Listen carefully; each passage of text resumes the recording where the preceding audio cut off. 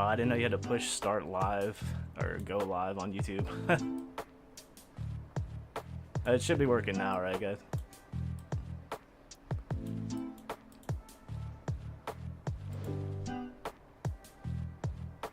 Sorry, I'm new to this. This is my first stream.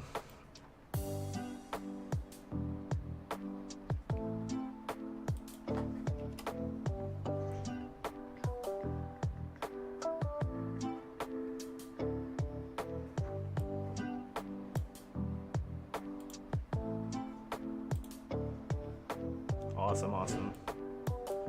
Good now. Let me just know if the audio and stuff sounds alright.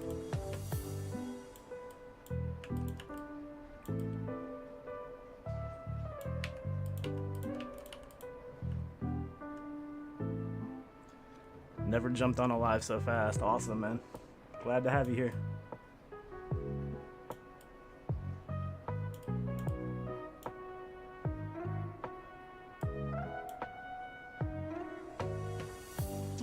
I'm gonna have to get used to working on a stream, so just bear with me.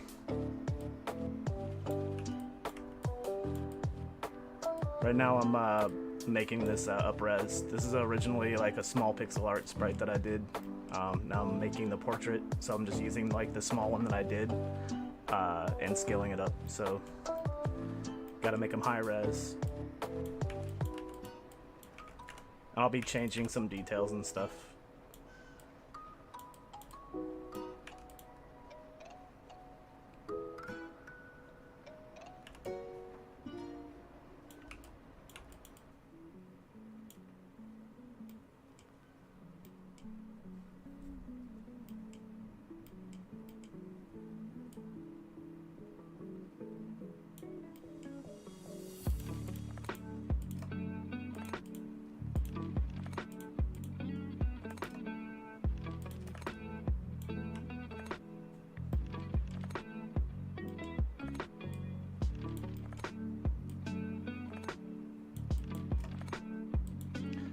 Try to keep up to date on Discord, but still awesome to catch a live.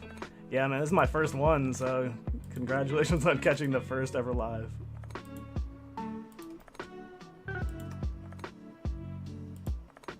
I might do more of these. I don't know, like just depending on how this goes. If I feel like I'm actually being productive.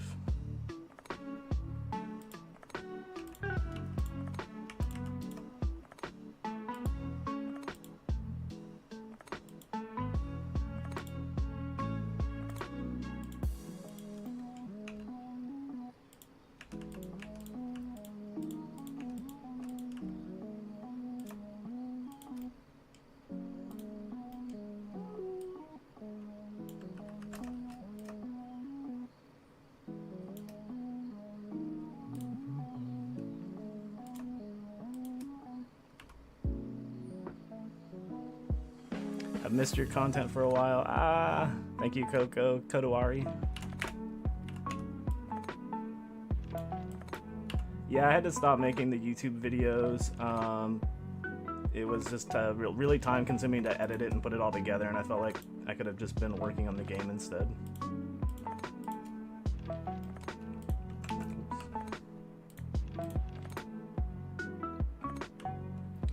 We're gonna have to make pupils.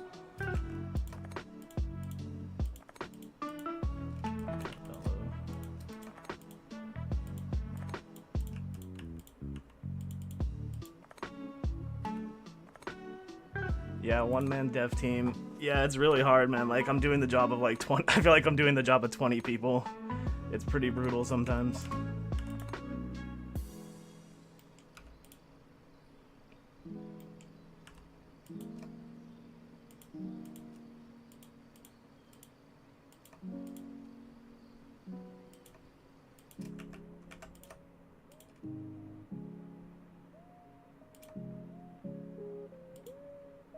Oh, by the way, this is Neil Puffery. He lives in Stratus Island. He's a magician teacher. Kind of looks like Squidward. He also has a brother who's basically identical, so that's going to be really easy to finish. He just wears glasses. These guys will teach you some magic stuff.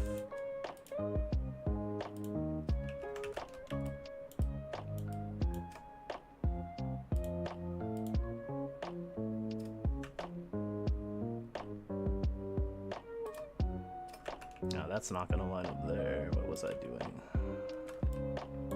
Bring this up a little bit.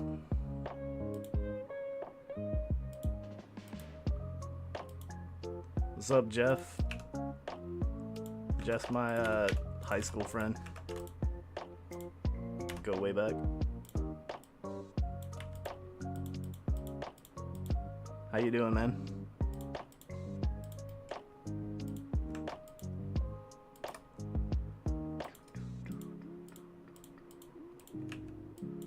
Round that out.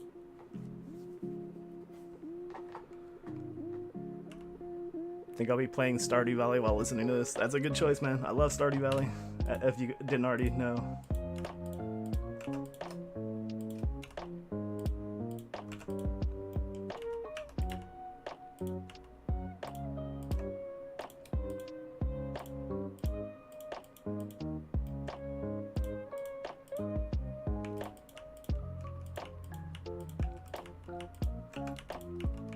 Let me know if you guys want to like see me do any coding or anything like that later. What you're actually interested in looking at. Like, I don't know if you want to watch me like do that, or just work on art or whatever.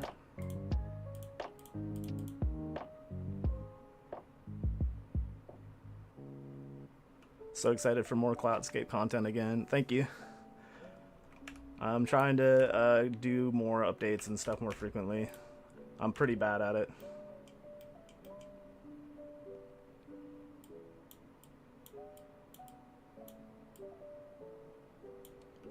Do you make all the art for your game yourself? I'll be buying it day one. Yeah, I make all the art. I do all the art. The only thing that I don't do in the game is the music, which is done by my composer, Samantha. She is really good. So I don't touch that stuff. I have very, very minimal knowledge of music, but I do all the programming, the art, the design, everything else.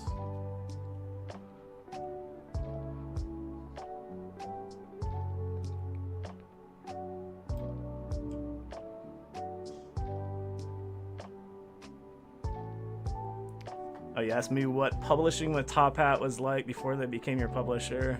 Yeah, Top Hat's really good. I mean, they give me a pretty big leash, sometimes a little too big, but they've been really supportive. Especially with all the delays this game has had, like, I have to appreciate the fact that they're patient with me.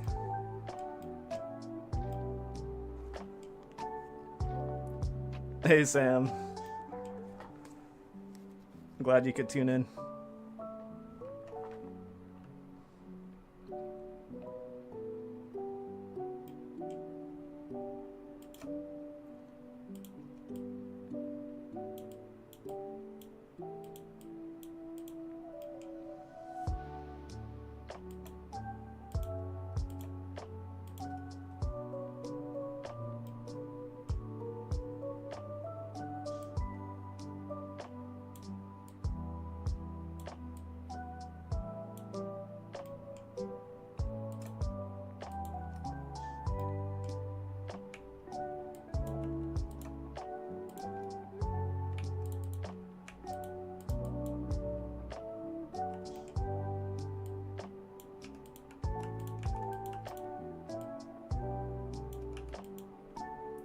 So for this guy, I'm gonna have to do his eye blinks, all the different mouths, because they do animate while they talk, so I'm gonna be doing that after I get this roughed out.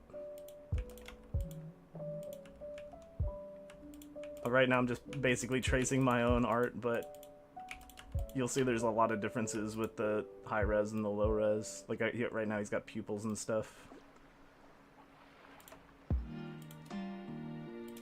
He's got like a vest on. Little tie.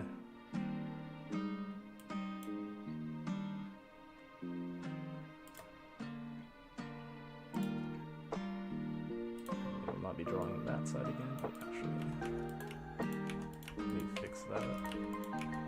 I'm kind of a stickler for rounding out pixel art, so I don't like to have weird, like, different steps, like something like that. That's weird to me. I have to fix that.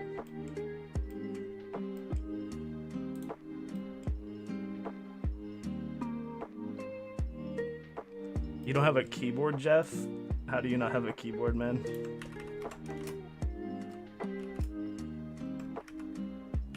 What did I do?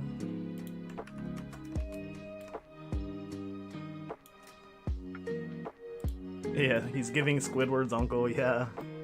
For sure. Kind of his goofy uncle.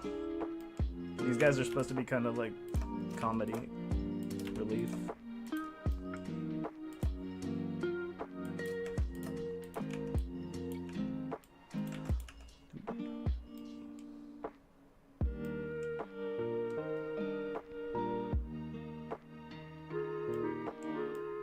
Alright, that's looking decent. Now we gotta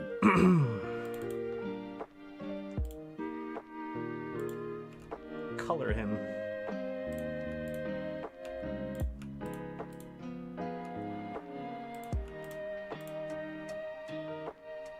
What color is his tie?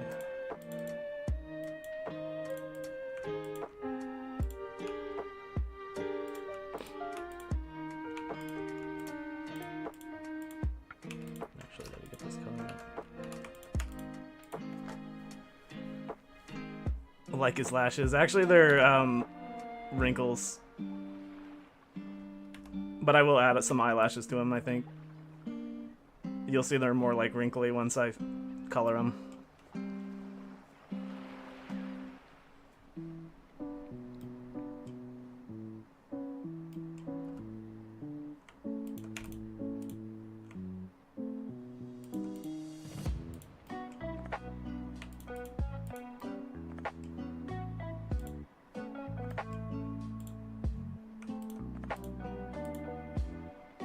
Alright.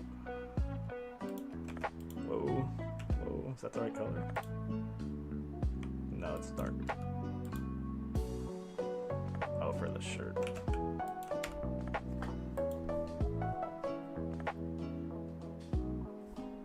Alright.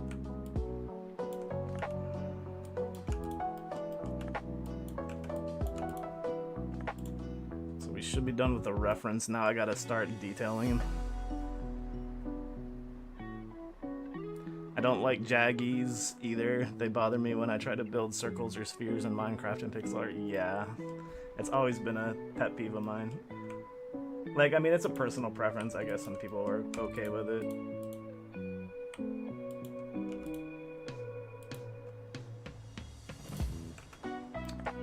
Let's see.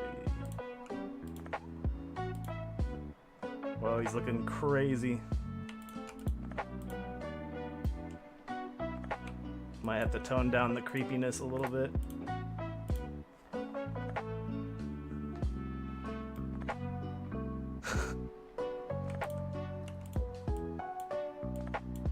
We'll finesse this.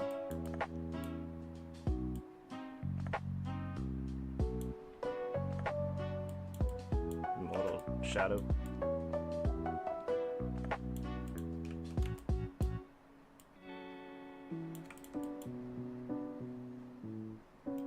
It's the eyes.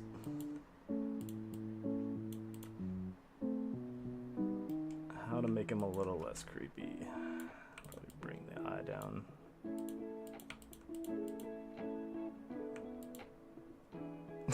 It's the face you'll see in your nightmares, yeah. Look into my eyes.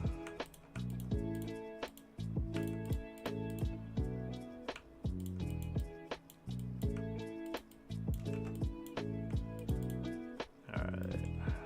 Looking slightly less weird. I'm gonna... That is disturbing.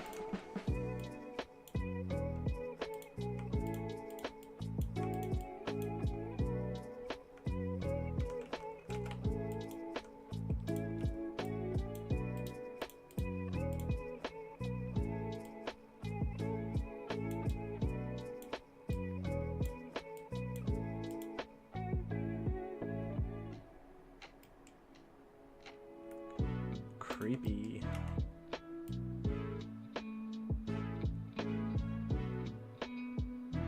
Let's try to extend his brow shadow. See if that does anything different.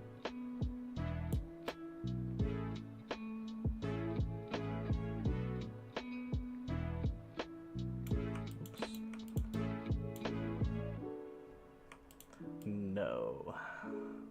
Not a fan of that. Let's pull that back.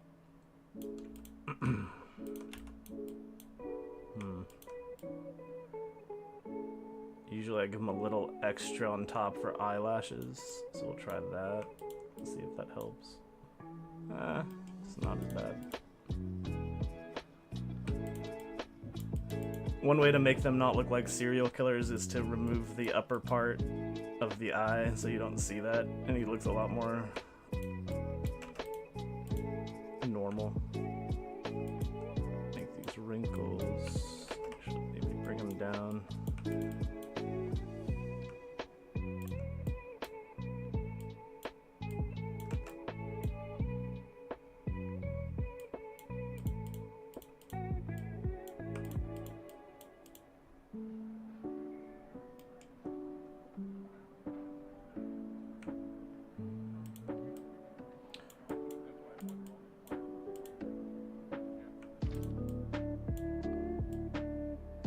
Tap that on the top. It's like a eyeshadow.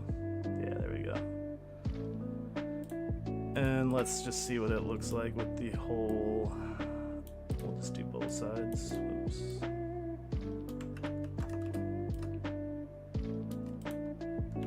Gotta flip these because it looks weird otherwise.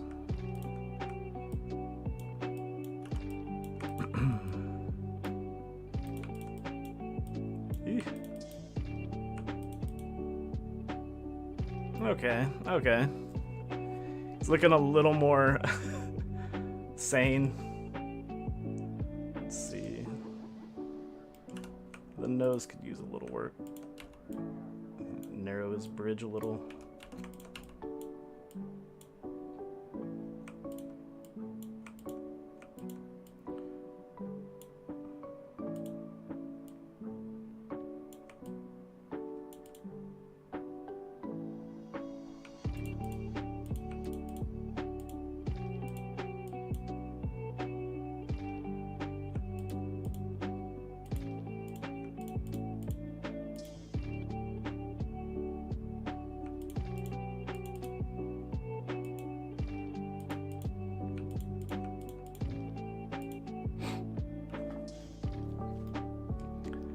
It's really bulging out.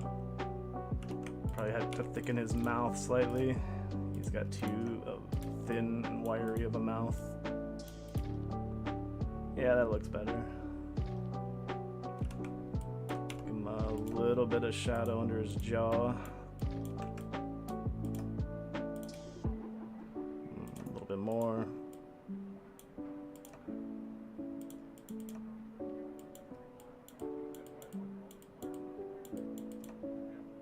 Running up the side of his head. Cloud people are weird because they have no ears in this game, so it can be a little weird. Actually, they didn't even have noses to begin with, so only the characters, your own character, I don't think has a nose. I don't think I'm going to actually have them have noses.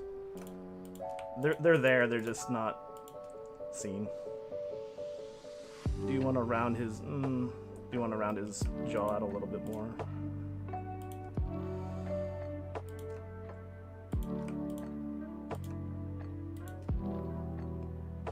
Just a little.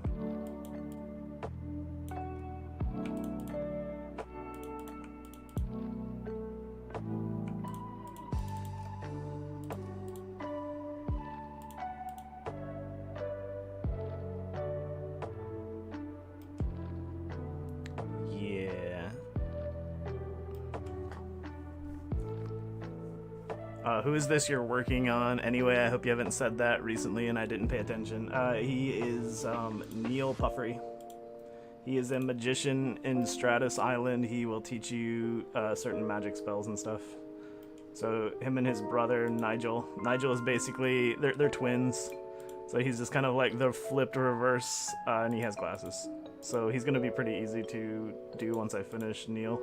I just have to make glasses for him. These two guys run the magic school, or the magic shop.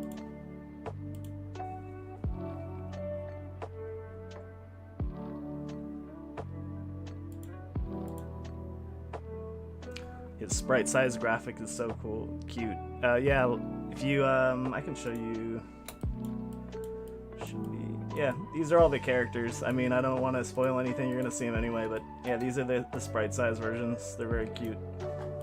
So what I'm doing is I just like zoom up. I just scale these guys up and I start doing the high res portraits.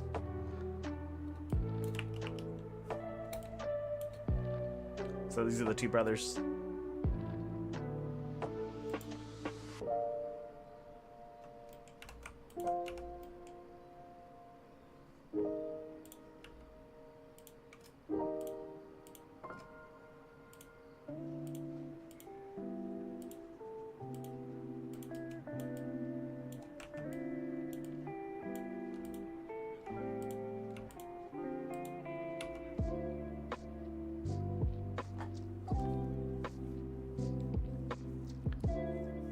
Those look great. Thank you, Icy Zap.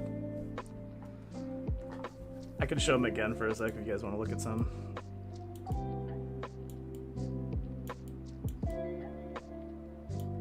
This pixel art is already quite a lot higher res than the sort of pixel art I make, but I've always really loved the Cloudscape art style. Yeah, this is actually, everything's basically kind of double resolution to what a lot of games do. So it's gonna be pretty high res. I don't think it's, I think a lot of people don't go this high because it takes more time to draw the pixels, but I think it's okay for me. It's basically, yeah, double the resolution of something like Stardew Valley.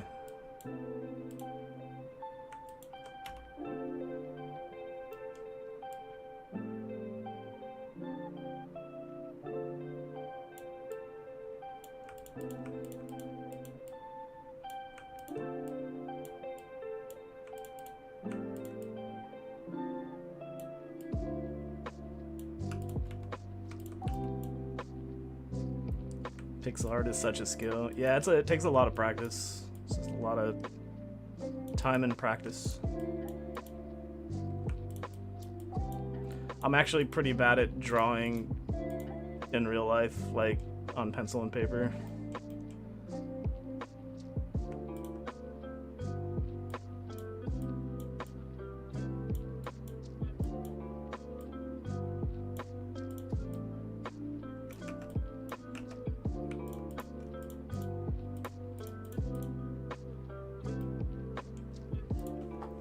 Could do the preview window, then I don't have to keep zooming in and out.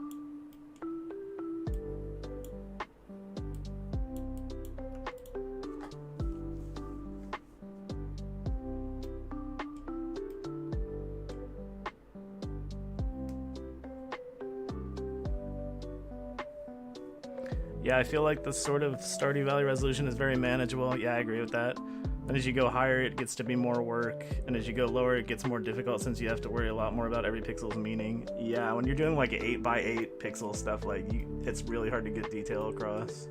I think that was kind of my problem. Like I'm a bit lazy, so I didn't really want to try to push detail into like a handful of pixels. So I ended up just going higher res. Yeah, so like the characters here are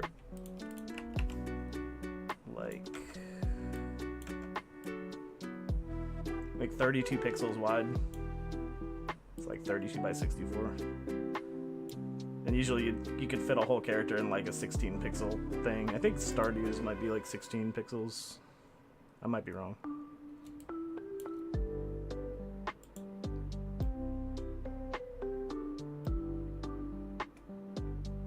But you know, nowadays with everybody having high res computer monitors and stuff, I feel like pushing the resolution up on pixel art is, I think it's kind of important to try to do that.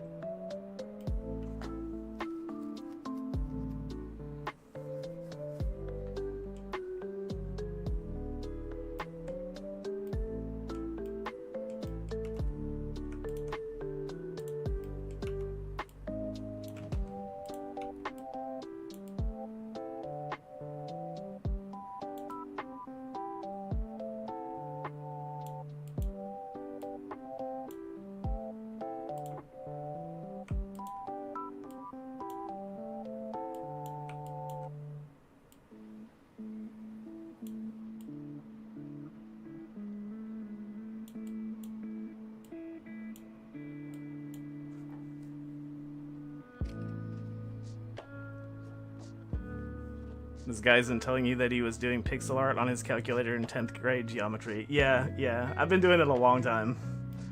I'm not trying to hide that. It's just, you know, yeah, like I said, it takes a long time to get good at this kind of stuff. I mean, for me at least.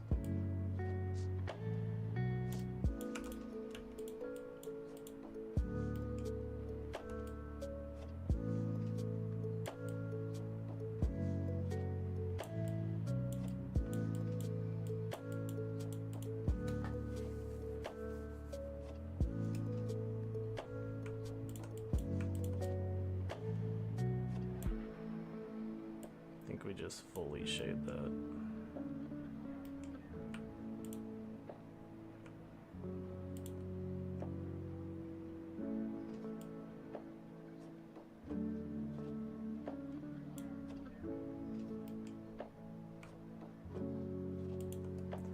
Might have to break a rule and do a in-between color here. I'm trying to stick to this limited palette over to the left, but sometimes the shading is going to be a little too harsh for high res.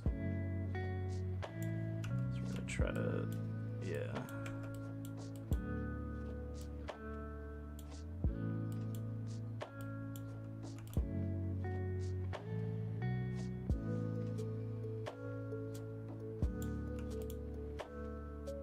Yeah, that'll work.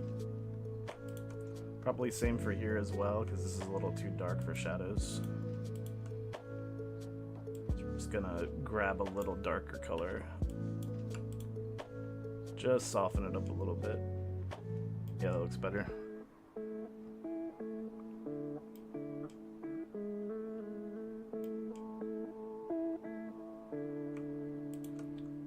And we're gonna do highlighting as well.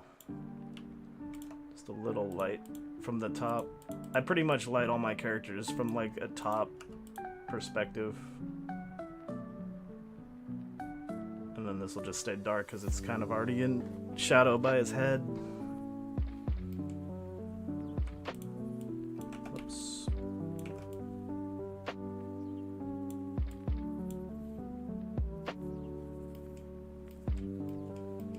I guess the one nice thing about a cloud character is they're almost pure white, so there's not a whole lot of highlighting I need to do up here.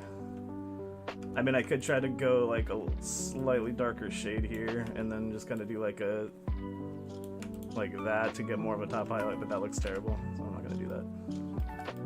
We'll keep that part simple. Should I outline his eyebrows?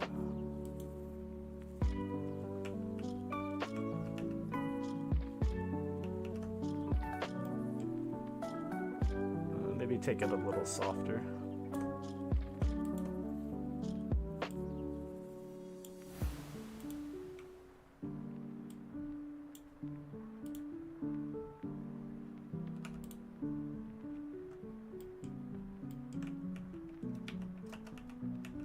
Yeah, that works.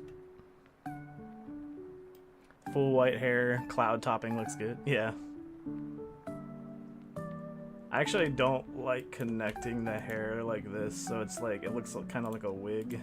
But if we do like this, then it kind of blends into the head more. I might actually...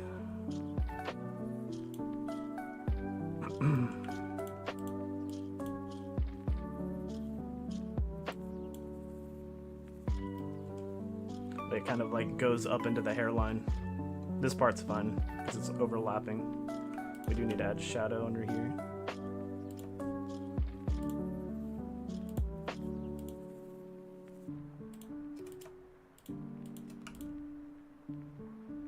Yeah, he needs whoops, he needs to have this on this side, shadow. We can copy all that.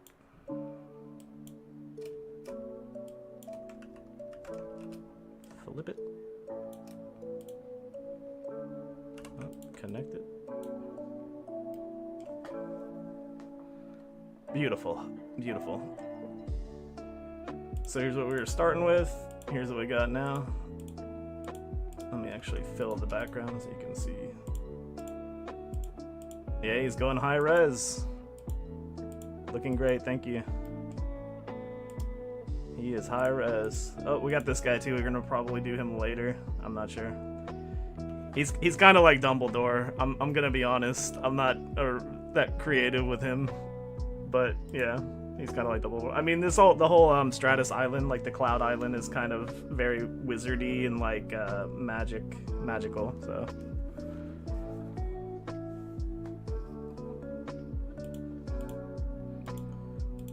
High res looks clean. Yeah, like usually this would be hold on, where would we go? Yeah, this would be like what most games just stay with. Like this would be the resolution you'd see.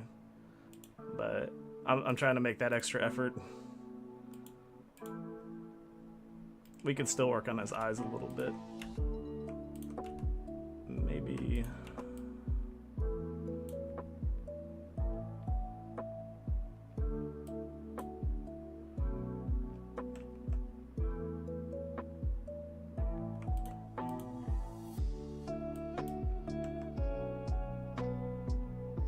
Yeah.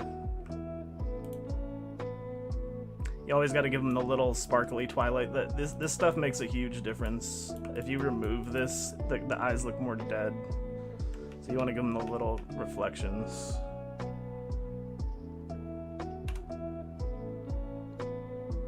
I like his hat. It's not a hat, man. It's hair. It's his cloud puff hair. That's why I did this here, so that's not connected together.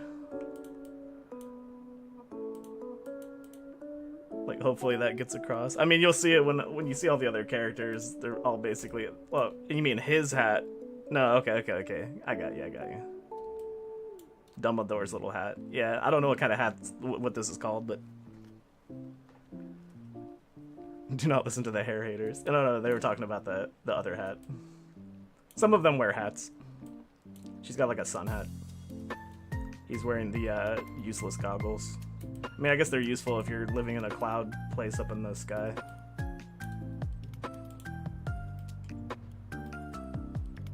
Yeah, it's like Simpsons hair. Exactly. I never even thought about that, but you're right. It's exactly like Simpsons hair.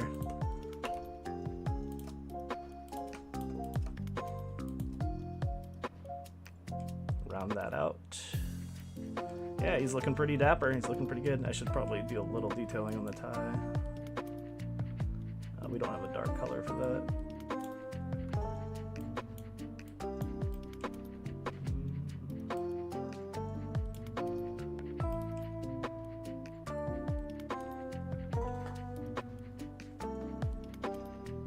Is the background music part of the soundtrack? No, this is just some royalty-free like music I found on YouTube. I think it's just like lo-fi retro game music. I don't want to spoil the whole soundtrack. It's really good. My composer did a really good job, Samantha. But I don't want to spoil all that. I don't want to play all the soundtrack. You might hear a little bit of it later when I'm playing the game, if I play it on stream.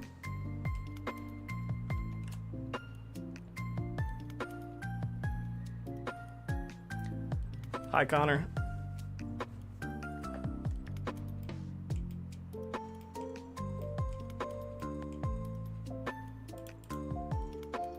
So another thing I like to do with these characters, especially for this, is the outline looks really thin. And so what I like to do for the final result is I'm going to end up doing something like this. Hold on, actually it'd be better to do it from underneath. We dupe this layer like 4 times. And then we just do a little shift like this.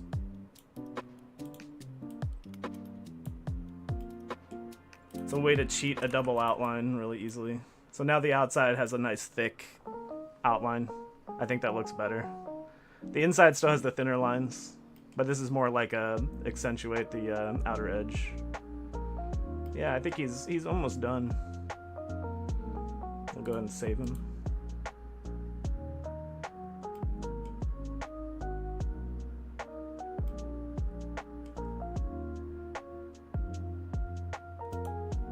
Then we can go ahead and do Nigel. He's just going to be... We actually won't have these on until the end, so we're just going to delete those. That's a post-process kind of step. So Nigel's just the same guy, pretty much, but glasses. So let's go ahead and change this.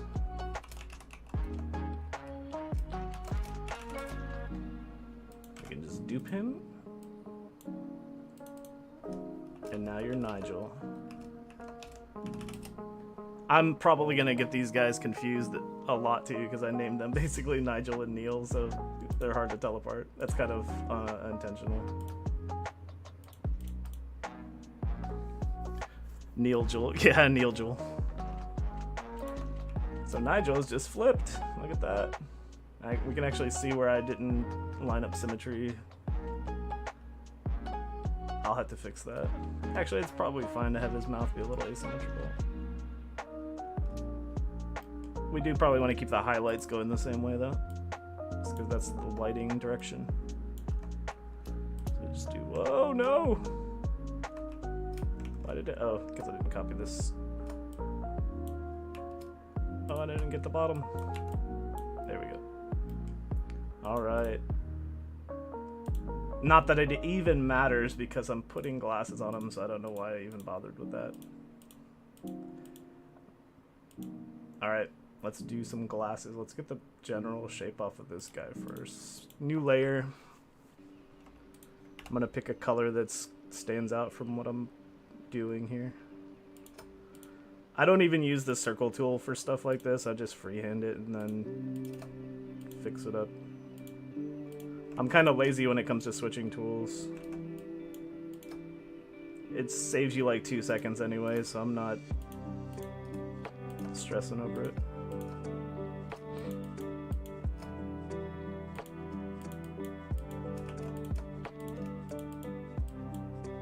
There we go.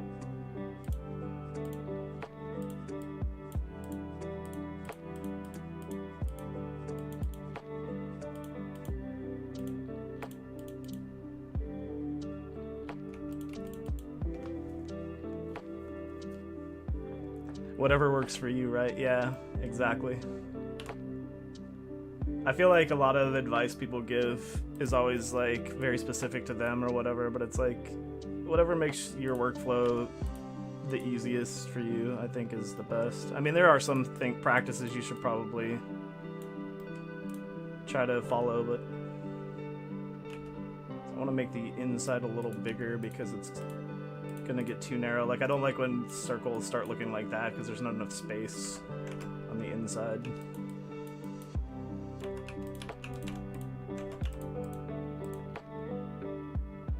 Yeah, that's better.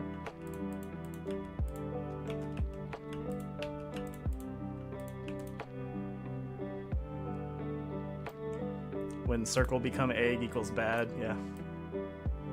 There we go. I mean, I probably could have done that with like a circle tool, but actually, let me see what it would give, what result that would give me actually. So I'd still have to come back in here and fix all of this stuff. I don't know if there's a way in sprite to automatically add these edges.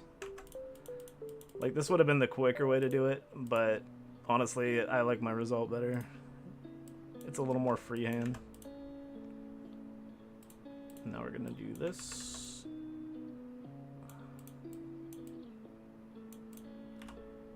We'll double thicken these. Whoops.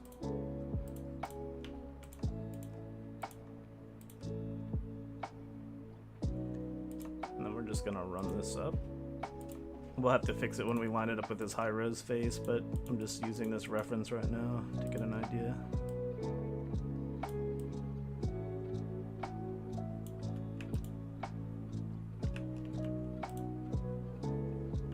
Should be fine.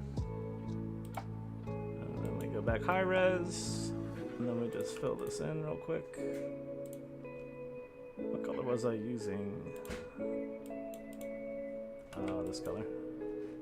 Okay. With white highlights? Yeah.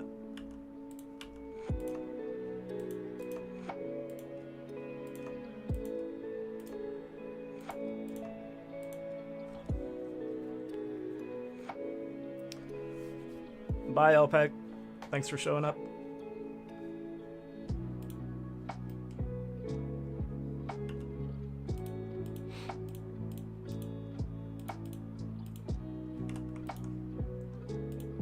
grab that color. There we go.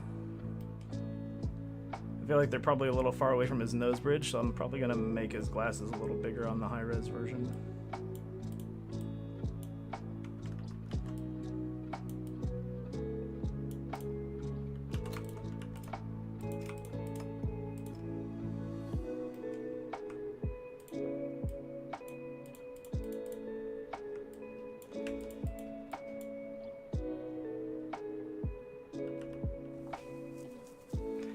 How did the glasses stay on his face if he doesn't have ears? Cartoon logic?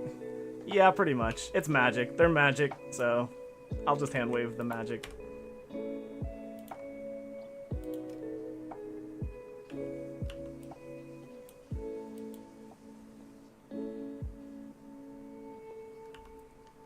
Like, if I gave him ears, he would look incredibly weird. I'm not gonna lie. That's a little ear, but yeah.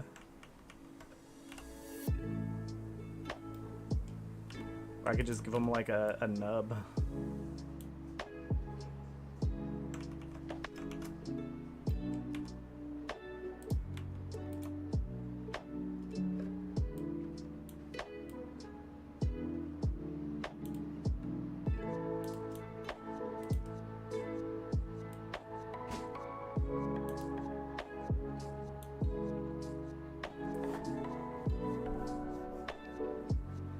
Like earbuds and Bluey.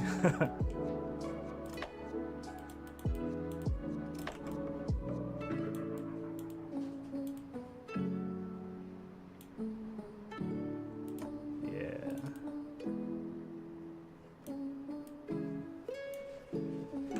Might thin that out.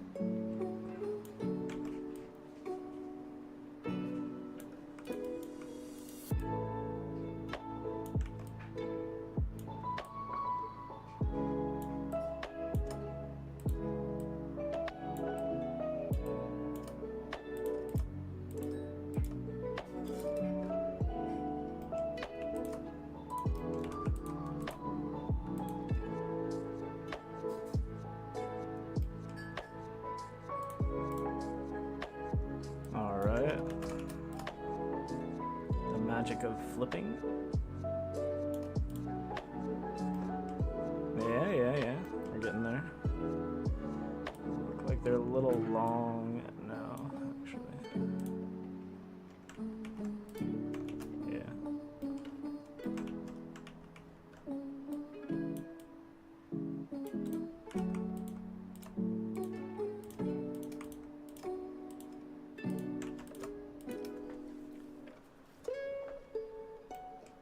I've got to flip this. We could just do this.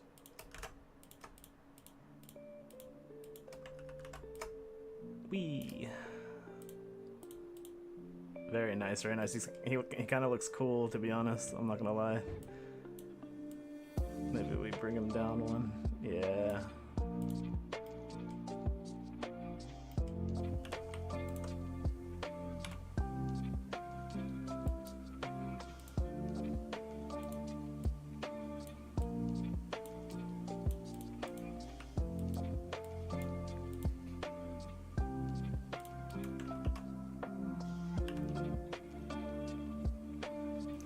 His eyes shine in such a nice way. Pity the glasses cover it up.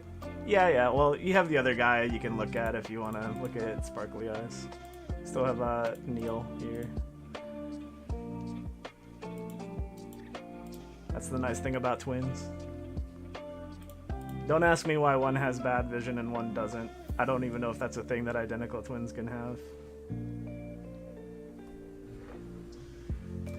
It honestly reminds me of Professor Oak for some reason. Yeah, I guess I can see that a little bit. I mean, they are kind of like professors.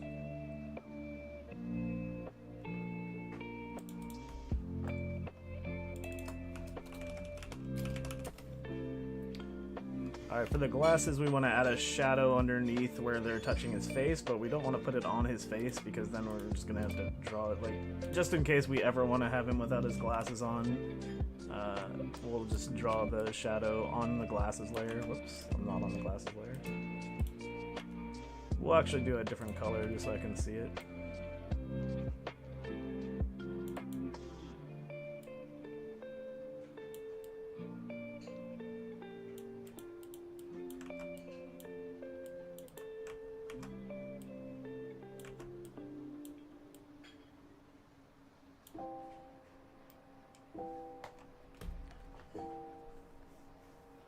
You can get bad eyes through outside influences, not just genetics. Yeah, that's true.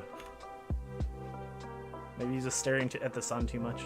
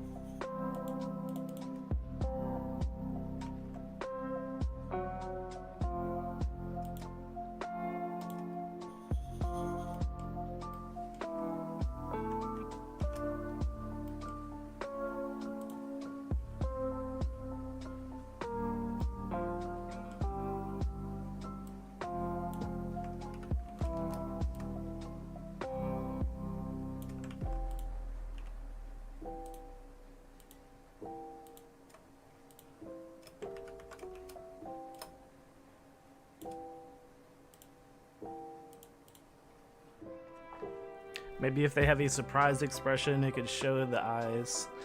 Either way, one less thing in the future, right? Yeah, for sure. I think he's looking pretty good. I think I have to change his outfit color. Does anybody know why identical twins like to dress really similar as well, usually? Like, maybe that's just a stereotype, but I feel like a lot of identical twins end up dressing... Maybe it's just the fact that they have the same taste, usually.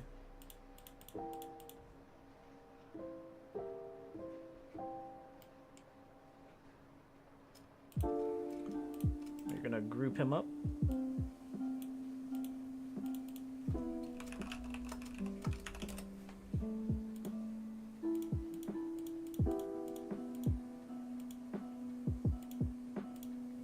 He's like a plum color, light purple color shirt.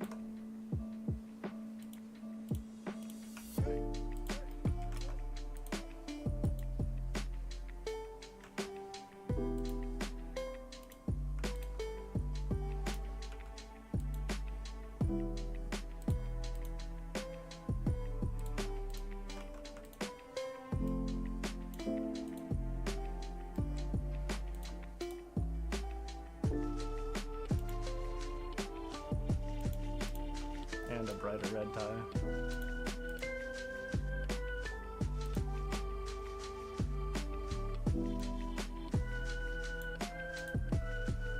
There we go.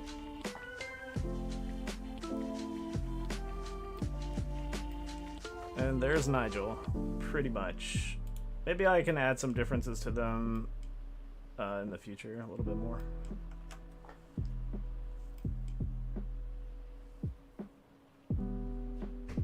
Snazzy glasses, yep. It's the twin brother. I think, like I said, I think the glasses make him actually look cool.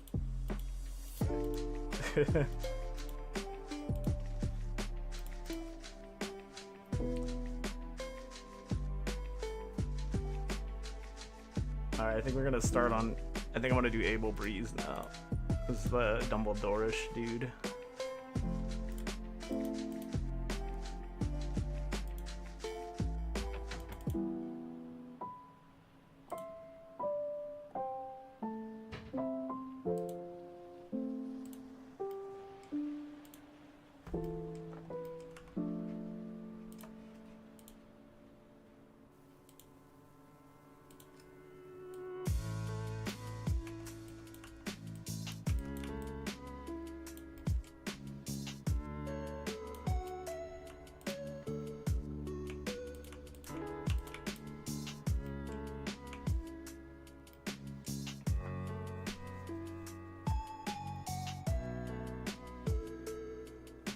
Can you imagine if you didn't add eyes under the glasses one, add the white face, and he would kind of look like Slender Man? Yeah, that's it's like when the plush don't have anything underneath their hats. You like take the hat off and it's just a bald head.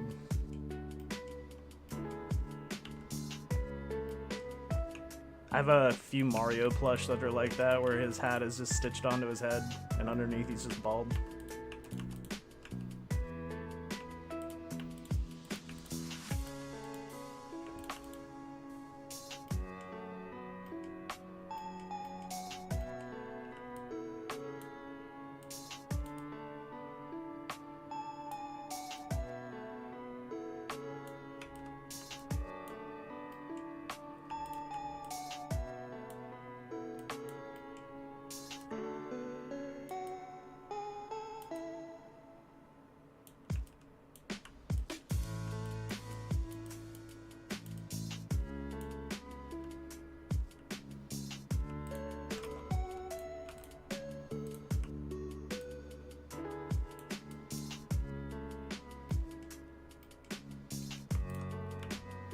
He's got some big bushy brows.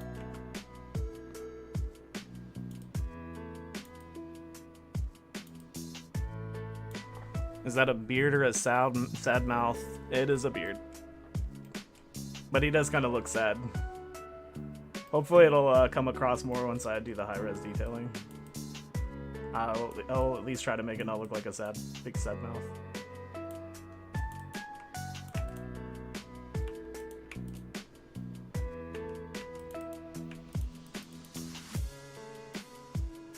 I'm definitely going to want to connect the brow to the eye.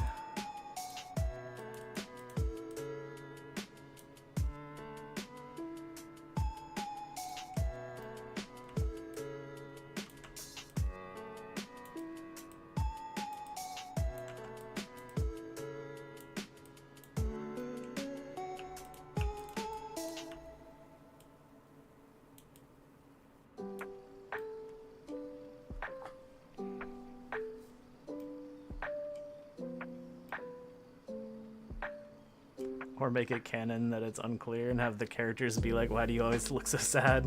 That would be funny. I mean, he probably looks sad with or without it looking like a frown mouth just because of the way that the mustache curves down.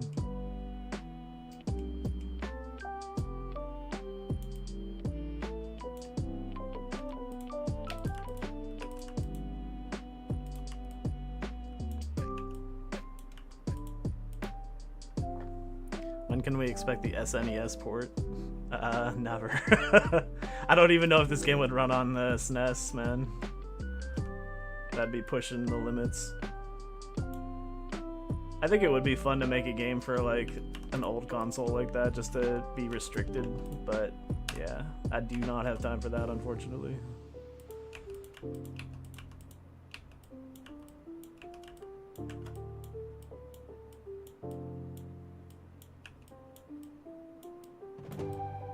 There we go.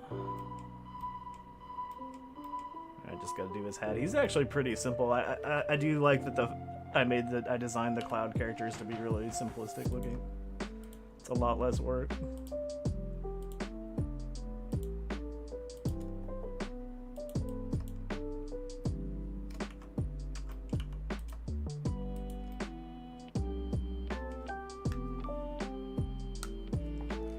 How long had you been thinking of making Cloudscape before you started creating it for real? I've been wanting to make a game like this for like 20 years. I'm not even gonna lie.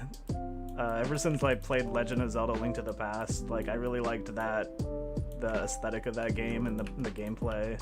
And I played the original Harvest Moon for the Super Nintendo, and it was like I really want to combine these games together.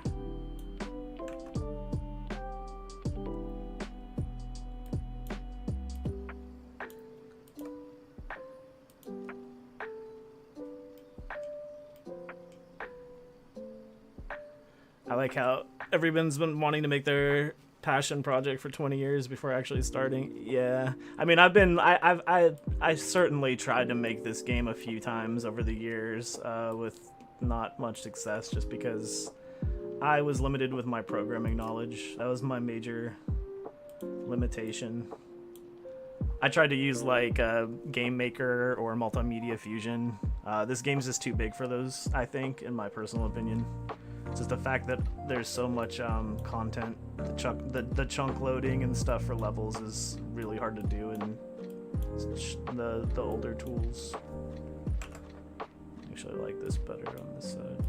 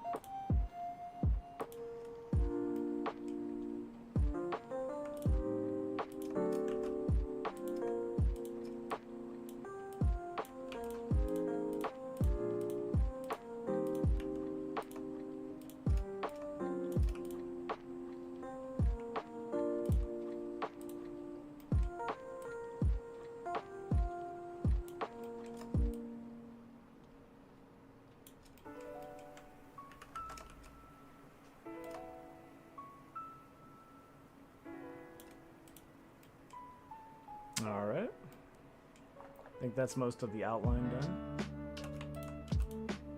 Start filling in the colors. It's always very satisfying to just quickly fill in everything. Alright. We'll just make his beard in here gray for a second.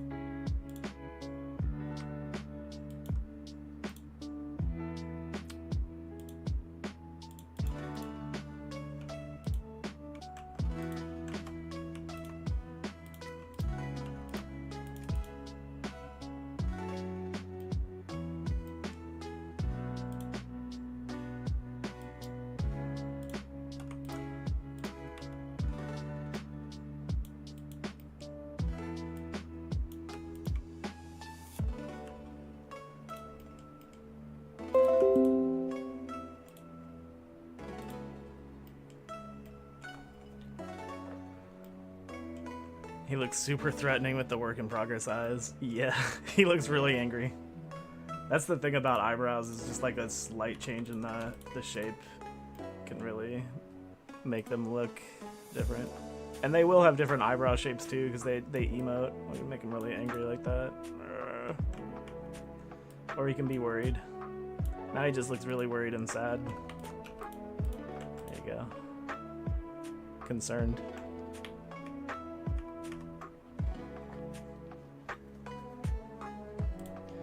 Can the cloud people just shape their heads to make / change their hair and beards anytime they want?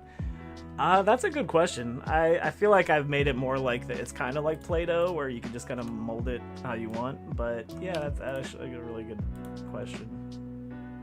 I would say I don't have a exact answer for that. Yeah, it is kind of like just molding it the way you want.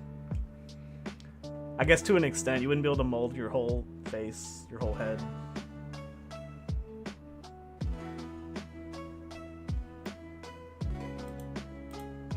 Dumbledore when Draco bullies Harry.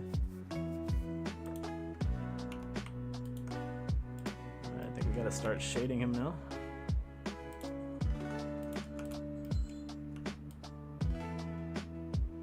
Definitely have to work on the eye. Yeah, I think I'll work on the eye actually. Let me just do this.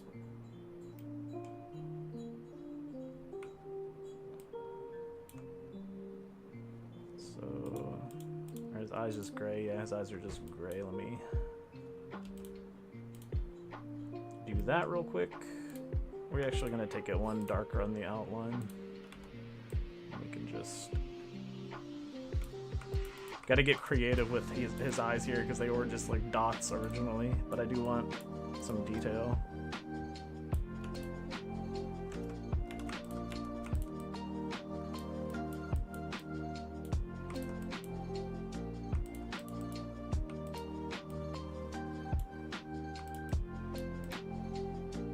Crazy. Let me get rid of this for a second.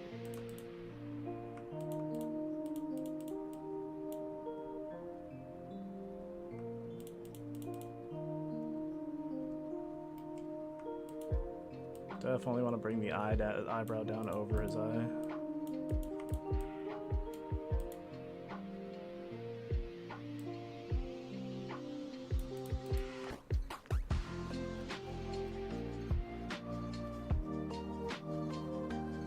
Can cloud people just approve by turning their heads into a giant thumbs up?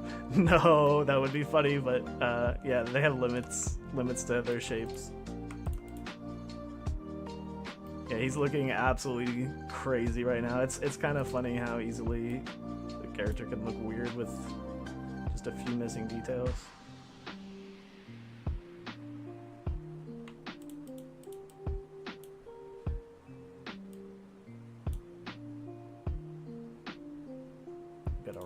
This part.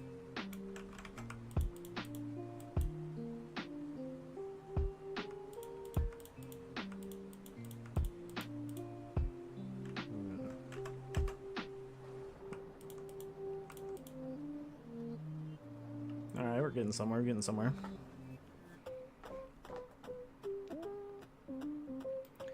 I'm just joining in for a short while. Busy day, unfortunately. Will you be doing more streams, do you think? Zutz, I don't know. I might.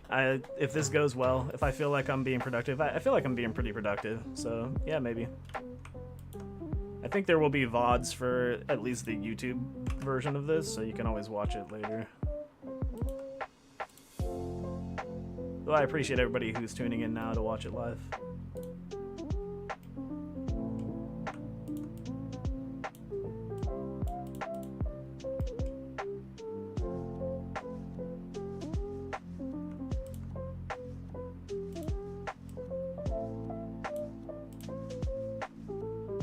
Now he looks a little too cute.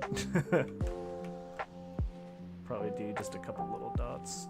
It's still too much.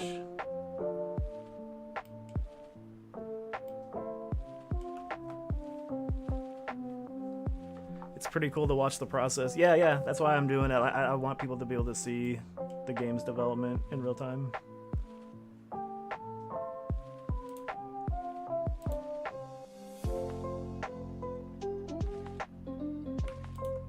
I think we gotta go a little darker.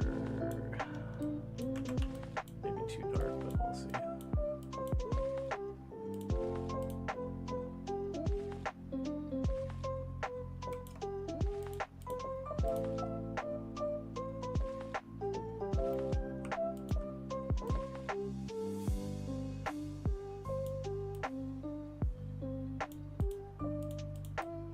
Make it really thick. Yeah.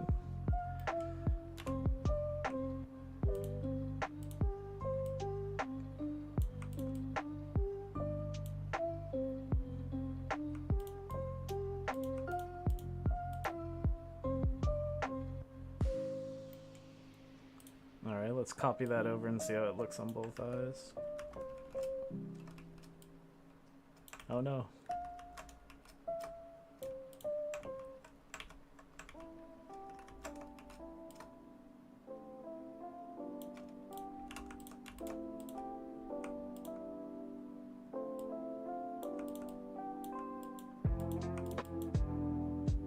Yeah, it's looking better.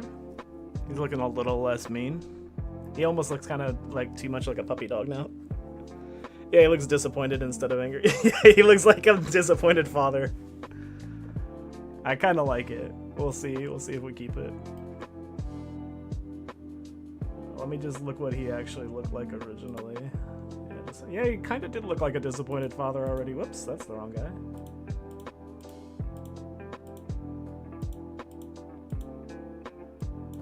I think maybe it's the eyebrows are turned down instead of up. I wonder if we can mess with that.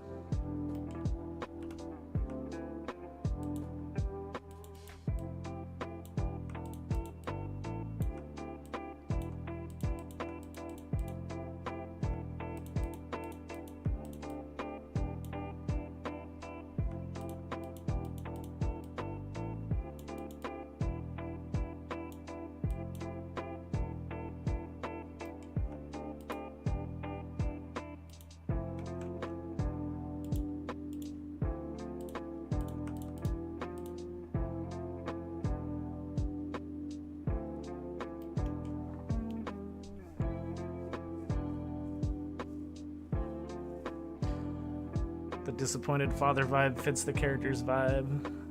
Don't know what you have planned for his personality though. Yeah, I mean he's kind of like a old he's kind of like Dumbledore, so I mean yeah, Dumbledore is always kind of looks like a disappointed father, doesn't he?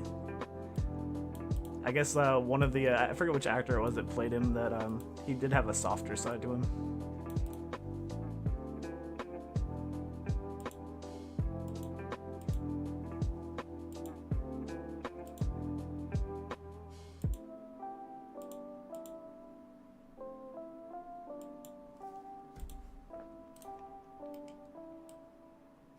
I think for now we'll move on and then we'll come back to it if we need to. We'll work on his stash now.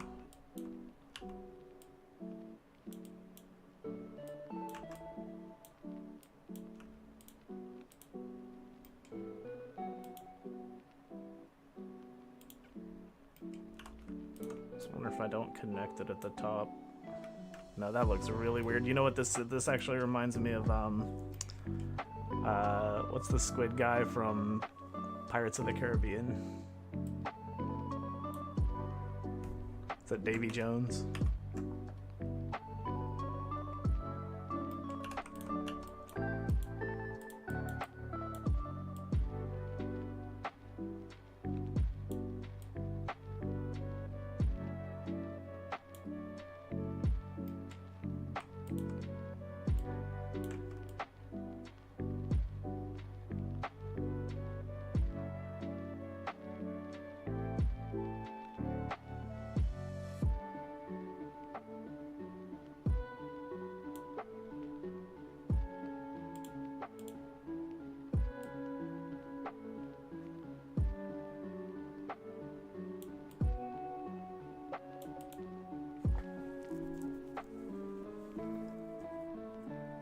Also, I seriously can't wait for release date. Do you have a ballpark in mind, and would you contact Nintendo to show the game off in a Nintendo Direct?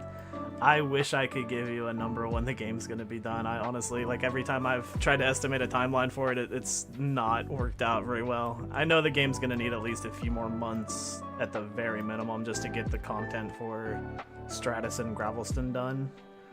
But I really can't give you an estimate. But yeah, we will be reaching out to Nintendo for a Direct once the game is ready to go. So it should be able to get a Direct in one of the trailers.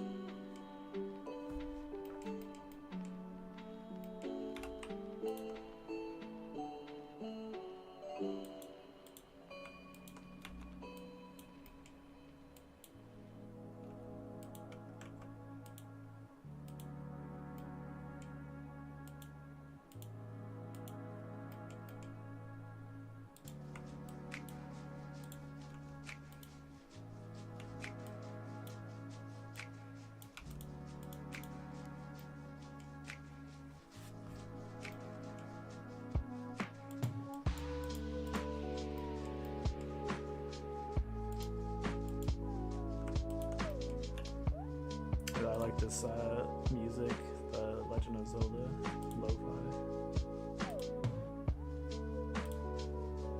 Very funky.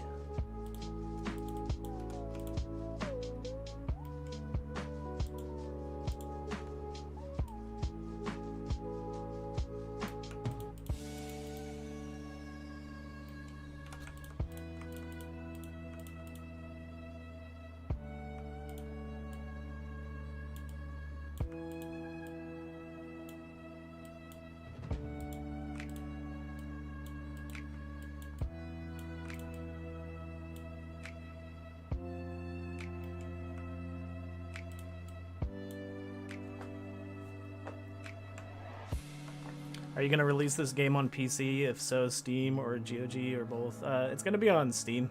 It's going to be Steam and the 3 major consoles.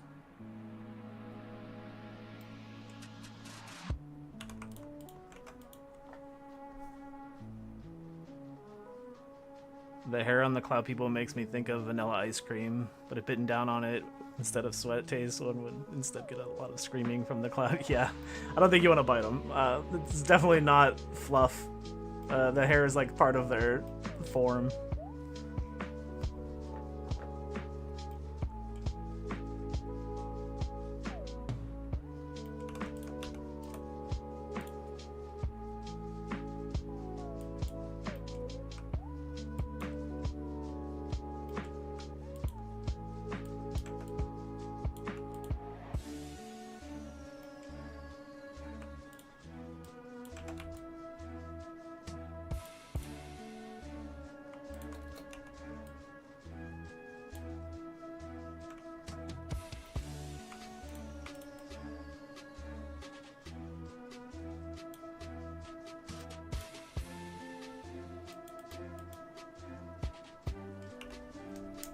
This beard is tricky. It's kind of supposed to...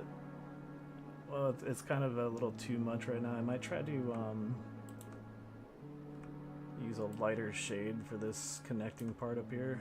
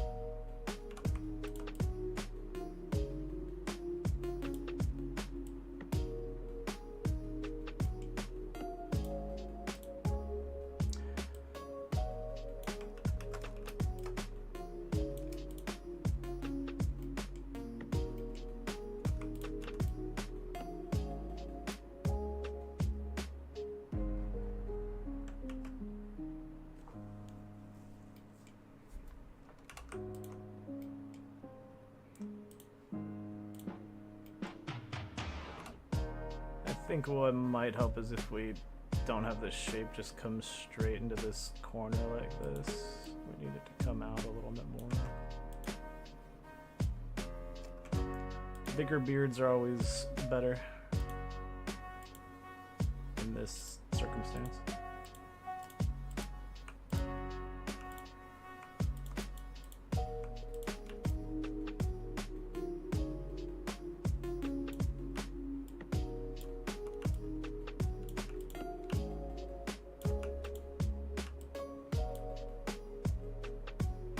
Might need to come up a little into his sideburn.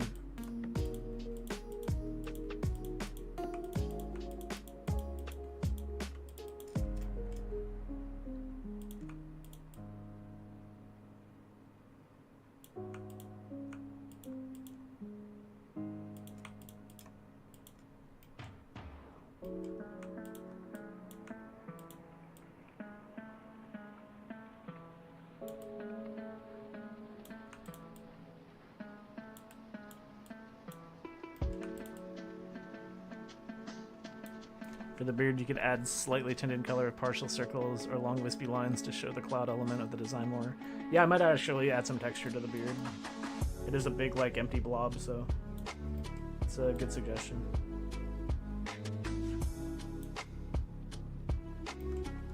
Yeah, I think in the original design I didn't really do a lot of detail work here, so I could kind of bring that up into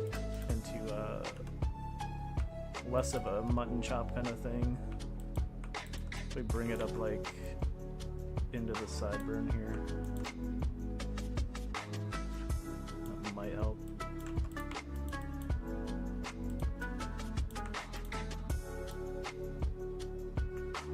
A little less rough.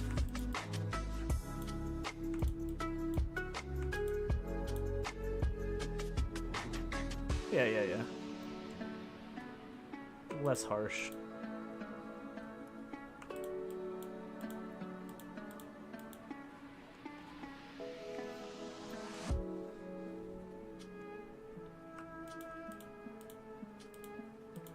A little bit rounder here. All right. Let's do and flip the changes.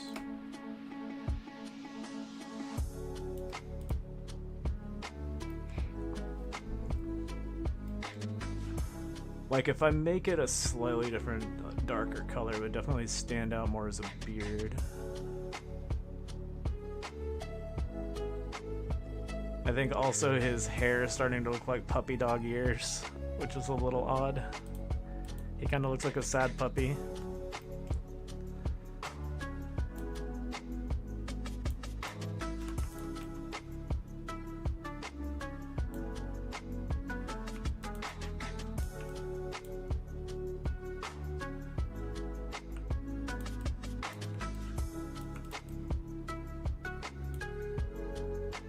I think the hair just needs to come up quite a bit. It should be above his eyebrow.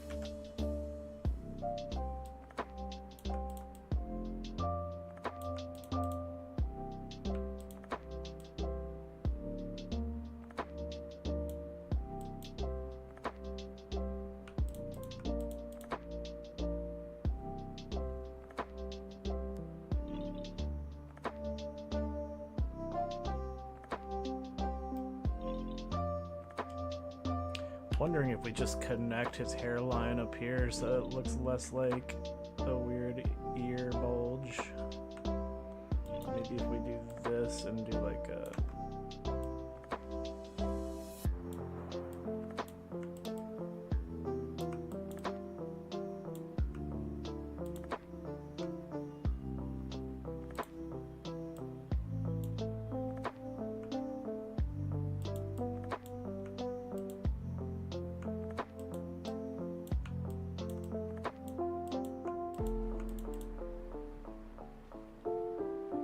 kind of feels more like it's going into hair. Maybe we even give him a little bit of hair here.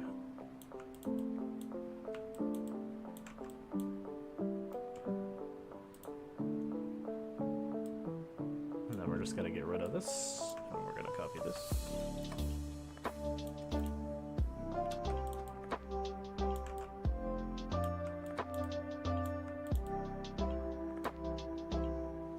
I think it looks a little bit more like hair now. Could probably make this line darker. No. Let's... I think that's fine. Might want to go with a lighter color. Yeah. There we go.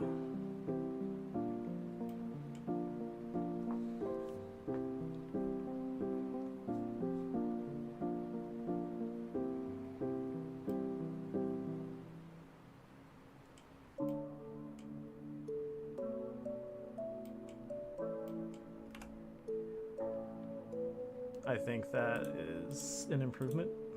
He is gonna look a little different. I could always go back and change his smaller sprite to match. Sometimes you have to figure out like what details work best. Like here, it looks a little bit more like hair. It does go all the way, yeah. It does look a little bit more like hair in the smaller portrait, but when it gets big, it looks like puppy dog ears.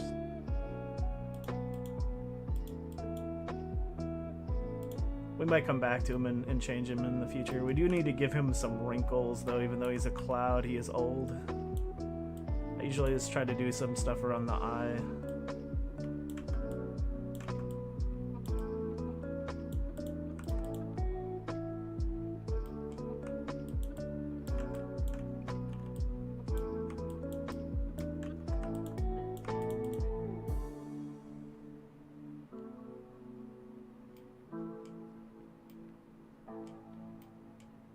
From the original version, I imagined him to be balding under the cap. Yeah, I think he was just gonna have like little tufts of hair on the side, and then he was mostly bald underneath.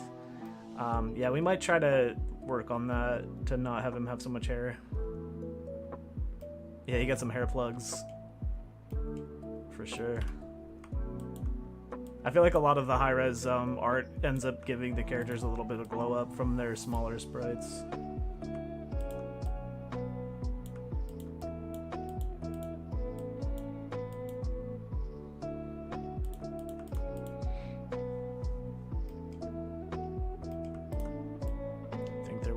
Shade here since it's extending into the bottom of the frame. Yeah, it's better.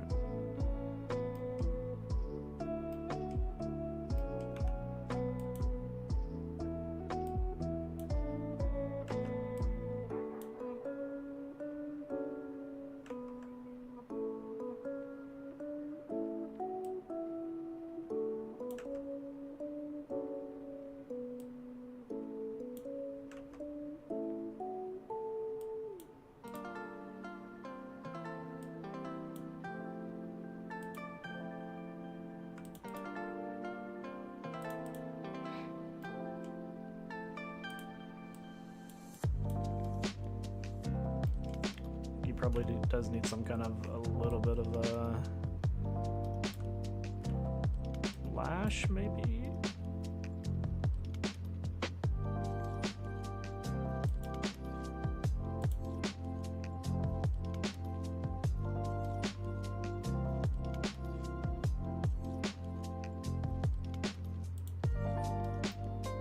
Is that too pretty?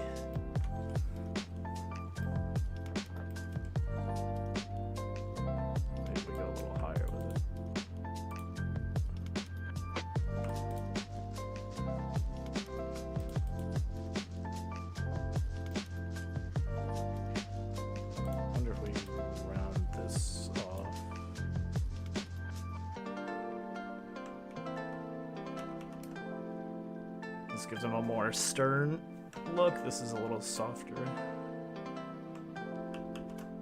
I don't know. I'd say we go stern for now.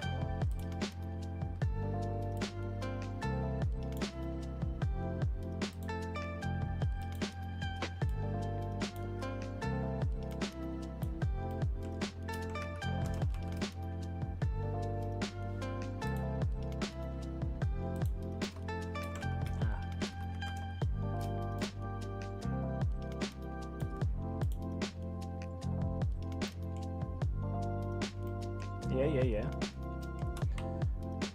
Need to do some highlighting on the hat.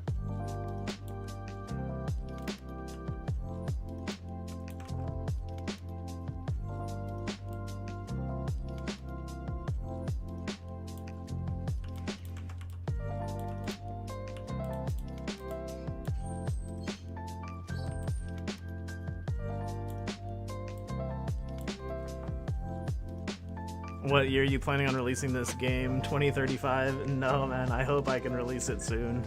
It's a big undertaking for one person. I know there are a few people who have made games this big by themselves, but it's a pretty big thing. Like if you like look at games similar in scope to this, there's like 20 plus people working on it. I wish I could have a team of 20 people working on this game with me. I just don't have the time or money for that. But the game, I do see the end of the tunnel for the game's completion, so that's really good. It can be hard sometimes just because of how much work there is to do. Like, estimating the time to finish everything is really hard for me.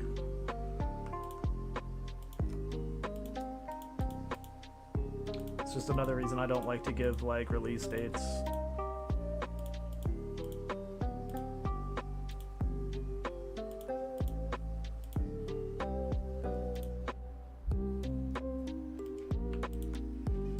I want to go a little darker for the ridge to give it a curve.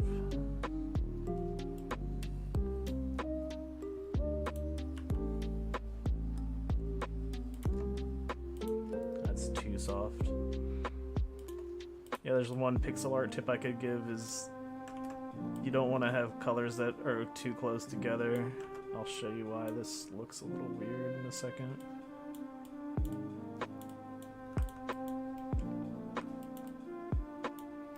Like here you can see in the preview window it almost looks like soft, and I don't really want that. I want a more like hard shadow, so we gotta go darker with it. It might actually not work here either because it kind of starts to look like pillow shading where both sides are being like shadow and shadow. So for this I'm actually not going to do anything here. In fact, it might be better to put a darker shadow under the hat ridge. So like in here, just to give a sense that the hat has some depth. I don't know why I'm zoomed in on this one too.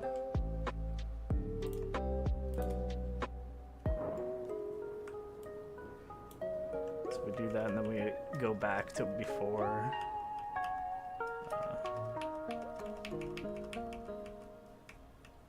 Yeah, it's a little more depth to the hat without looking too pillowy. It might be better just to do the whole thing darker, but I'm okay with that for now. Okay, for the top of the hat, I need to do a darker color for shadows.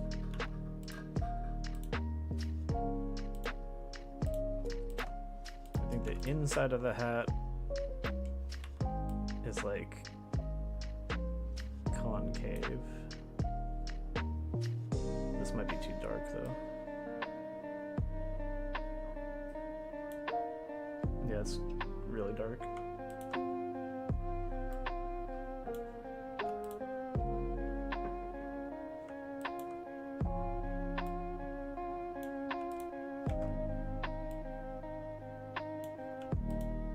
In this case, I just want a kind of soft, subtle dip to the hat.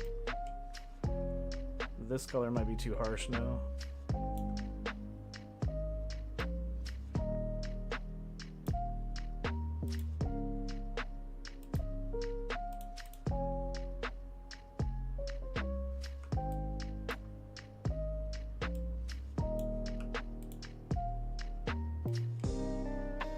Yeah, that might work.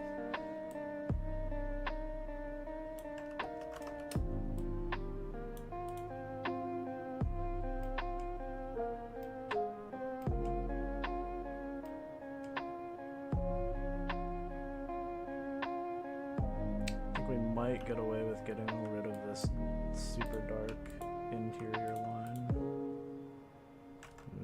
we need that for definition. Maybe not as dark.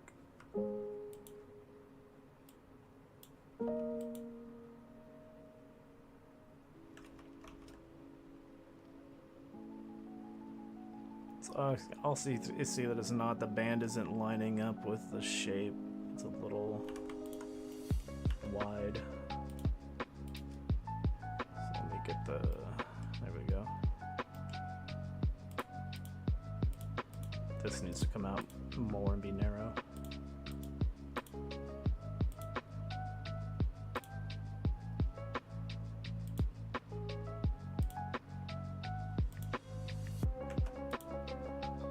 Yeah, it's a little more rounded here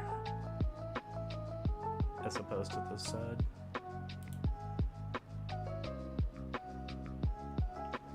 Gotta head out. This is really fun to watch though. Thanks for watching.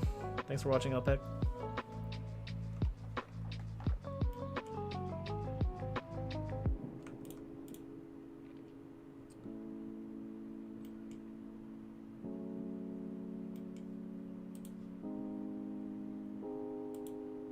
I think, do we want to pull the hat down one more line? Because right now it's a little too straight across. It just needs a little more roundness. Yeah, maybe one out. There we go. And probably want to do the same for the band. Yeah, now we just have to copy it over.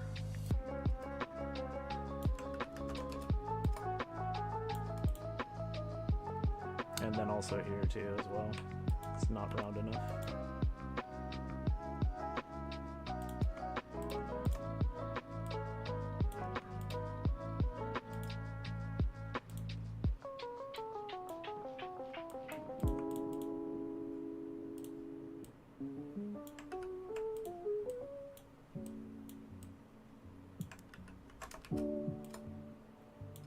All right, yeah, it looks better. And then the top as well.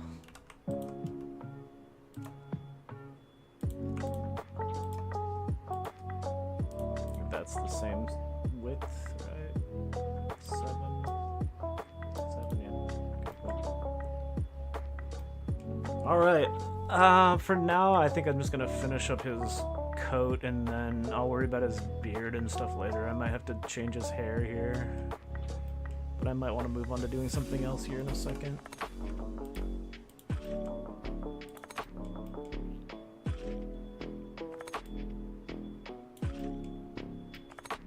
We can use our highlight color here for the shirt.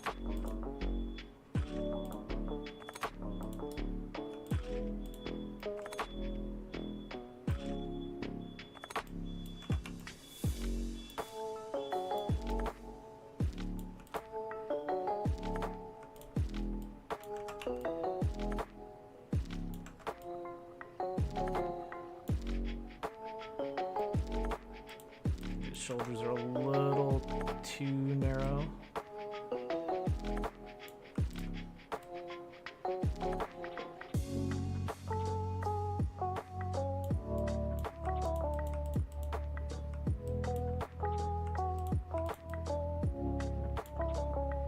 And then we round out his arm a little bit more. Yeah.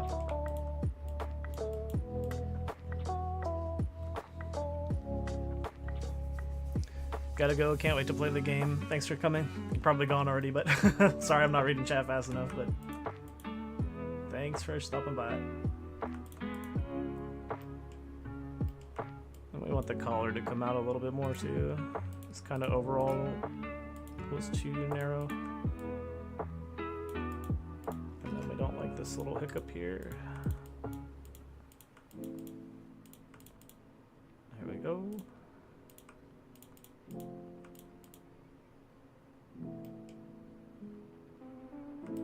This is higher up, so it shouldn't be as low as the shoulder highlight.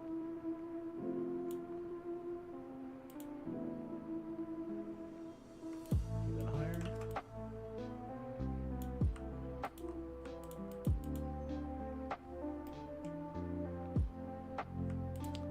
probably want to take away the highlight from the edge there.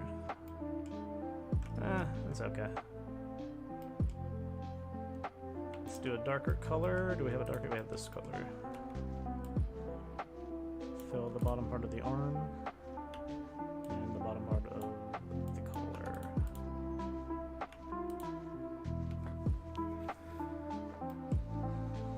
And that's too soft now. And this is probably too dark. Yeah, it's too dark, so we're gonna go in between. That's a little better.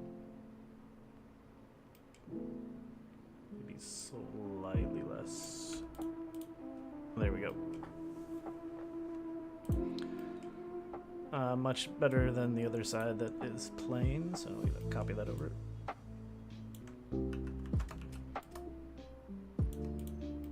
He is very symmetrical. I might have to break him up a little bit.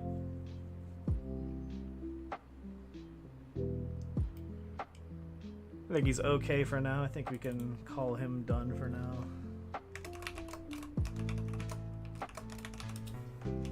All right.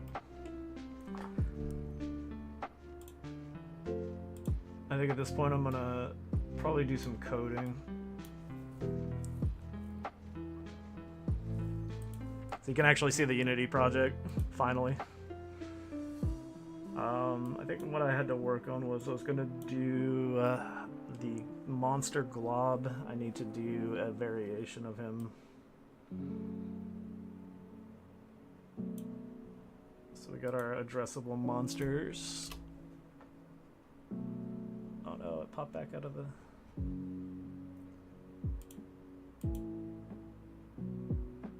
This is the oil glob. I think I already have the sprites done for him.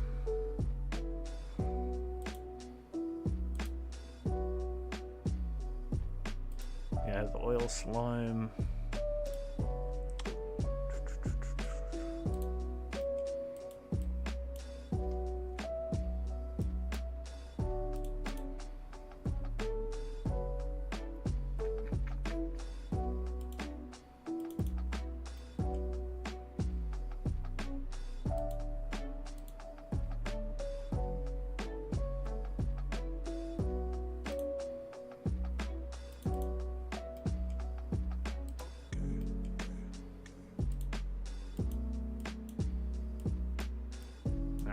Yeah, he's in here already.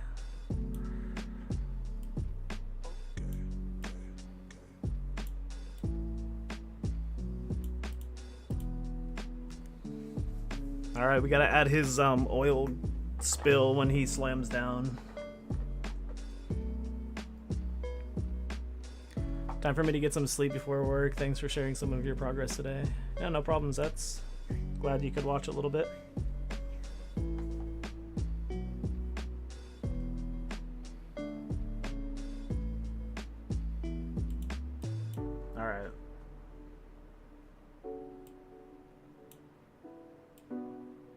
The first thing we got to do is get him spawning in the world so that we can test him.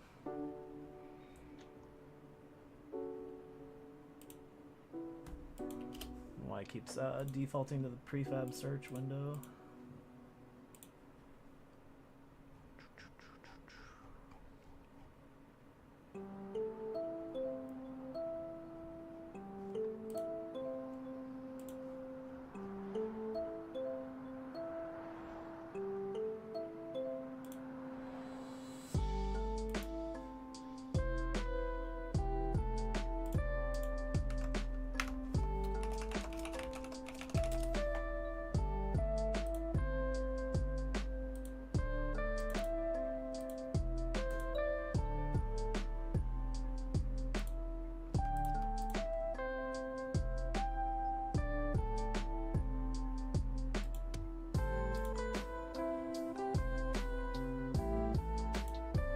This really weird issue with this updated Unity won't show me all of the properties in my panel unless I click other stuff. It's very, very annoying. And now it's too late to scope back, so... Or version down. Oh my god, that's so annoying.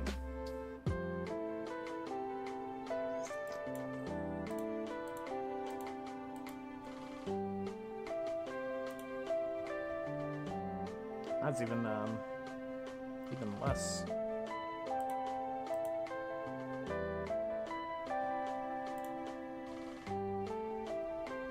Let me see my monsters.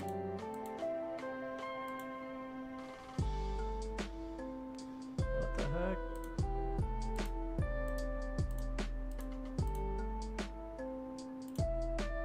Alright.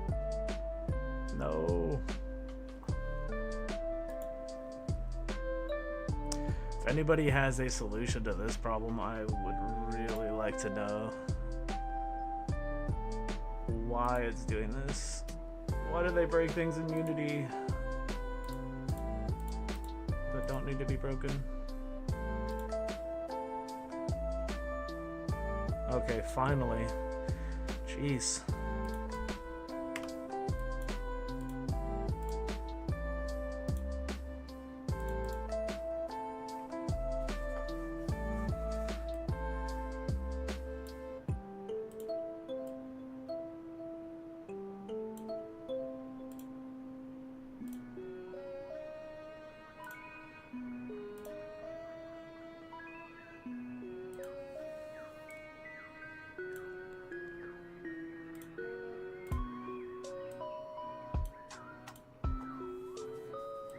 Alright. Alright, so we got them in here, we can test them out. It should be, yeah, it should only be loading oil globs.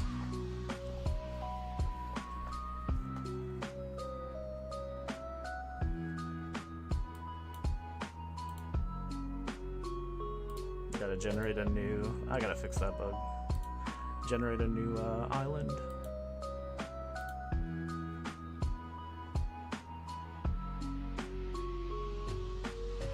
Hi, Connie Tama, great work on the game. Thank you.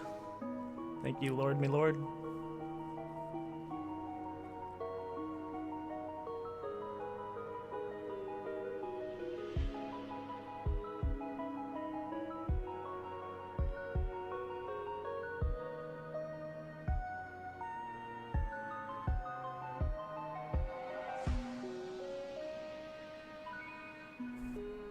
Whoa, that is a weird island setup. I think we're gonna try to reboot that one.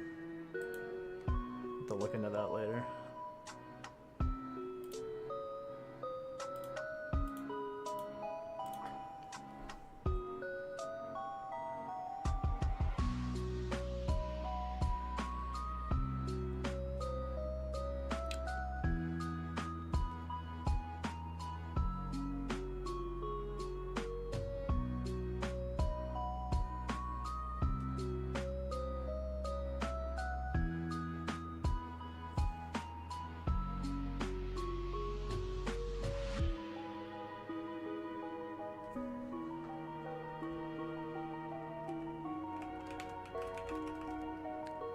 Alright, we're in.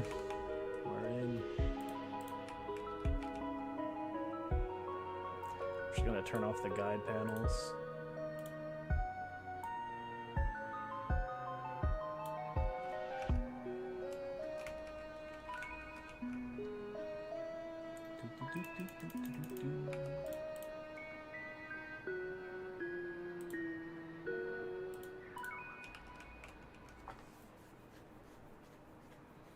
Never did change the cloud loading screen, yeah. That stuff is like final polish stuff. I'm not really that concerned about it right now, as long as it functions.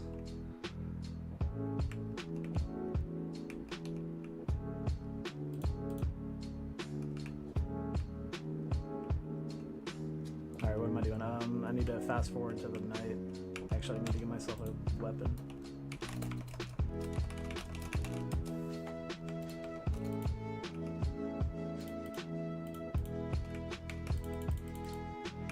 Gonna have the audio. Whoops. Let's turn the music off. Nice.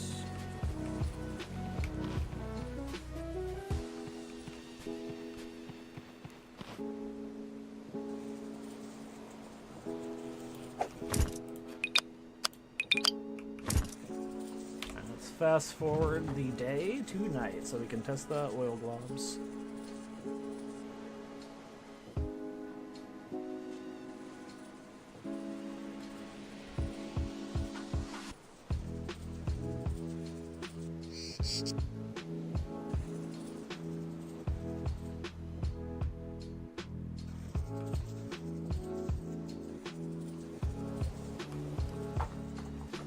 they come. Alright, I'm gonna save here. If I may ask, what were your sources of inspiration for each of the islands?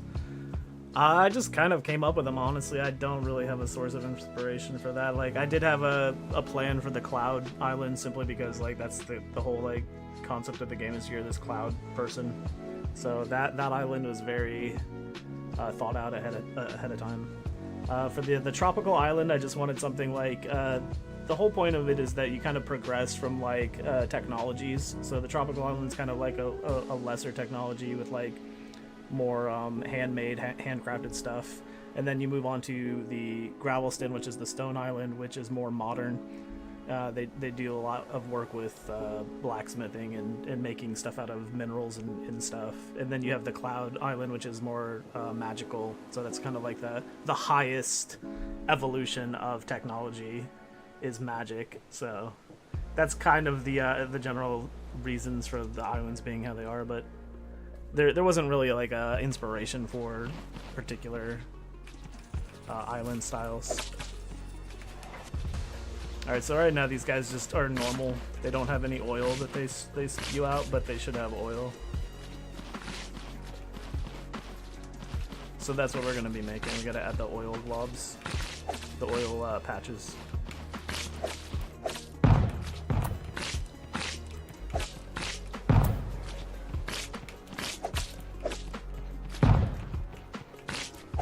Alright, so now that I have, I don't know why that's showing excavating XP gain. That is really weird. I recently added this XP gain system, but it is showing fighting, so it might just be that the icon is wrong. That's more likely the reason.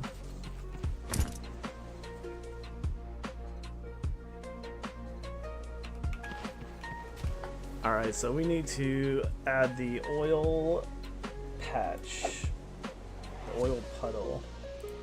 So we can close out of here really quick. We know that the oil globs are loading up now.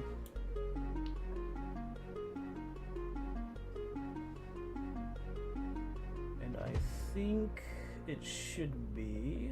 Let me go to the monster really quick. So it currently has the regular glob slam attack. We need to give it an oil slam, which I've already set up, but I haven't actually... I don't think I did what it's actually showing. Glob leap, that's fine. Attack size, fine. Spawn objects on attack. Yeah, I don't have anything in here yet. I think I currently only have the mud glob doing that. Okay, so it's a mud puddle. So we need to have an oil puddle. Like so. And it's 100% spawn chance.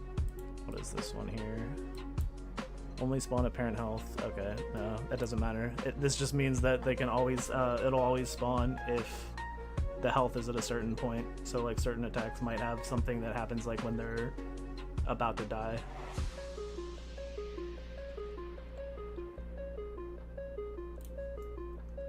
Let's see, I need to actually make sure that the oil slime, the oil puddle exists.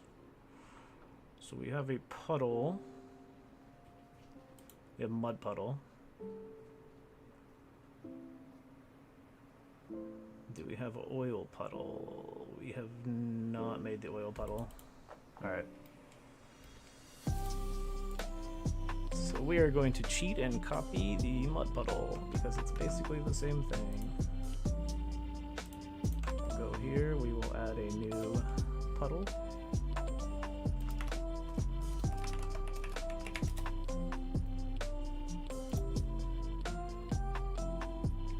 And then we go to our, where's our prefabs? Prefabs. Oil puddle. Can't add it there. Because we're searching. And it's an effects. Oil puddle. There we go. Now we can delete it. And go into our prefab. Save just real quick.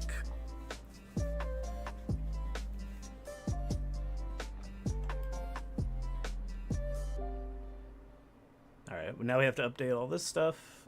We have a animator for the mud puddle. We are going to need an animator for the oil puddle. So we should be able to copy the animator, right? Yeah, it shouldn't be a problem. The controller. Duplicate it. And then assign it. And of course it's still pointing to mud puddle. But then we just duplicate that and make that into oil puddle. And then we bring that in here. Oh, there's also a mud puddle end we need to add.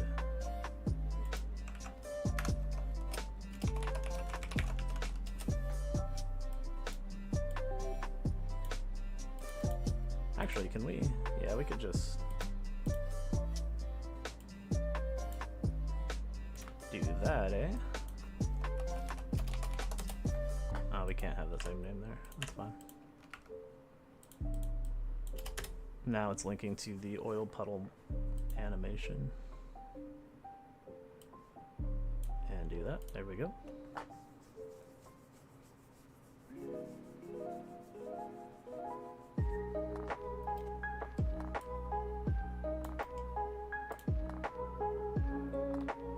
Transition is it just happens after the animation ends. No loop time on that. Okay, cool. Okay, so we just rename this duplication, an easy way to save time. I don't have to recreate this animation again. Well, sort of. Alright, so let's look at the animation. We have to update the sprite.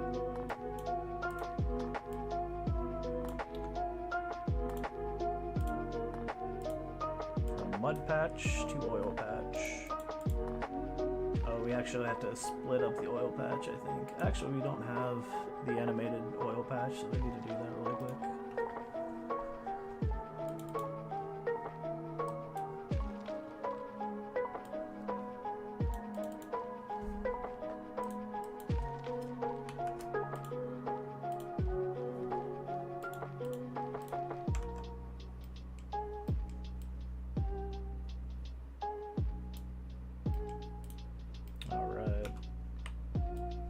It's identical to the mud patch because I do not want to draw a different blob for every type of patch on the ground.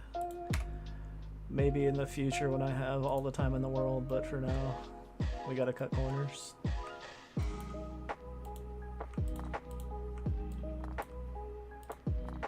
There we go. And there is our oil patch.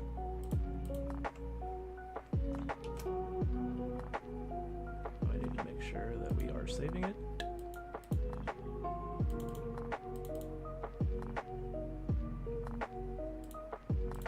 As oil patch. Alrighty.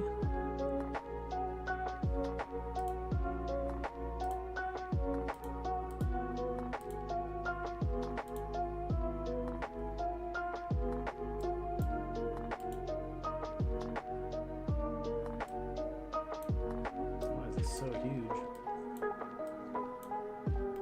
Alright, there's 64 by 64 with the pivot in the center. Just copy that.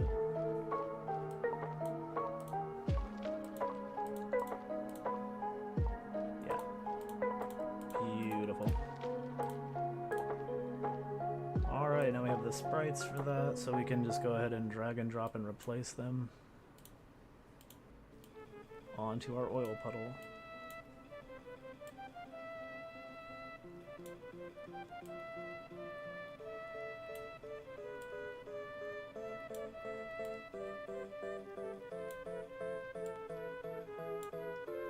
I don't know if they all go in exact. It does look like they go in exact order. I could have just dragged them all over together, but that's fine. There we go. It grows. So when they slam down, it kind of expands, bloop, and then it will fade out and shrink when it goes off. So just have to update these frames.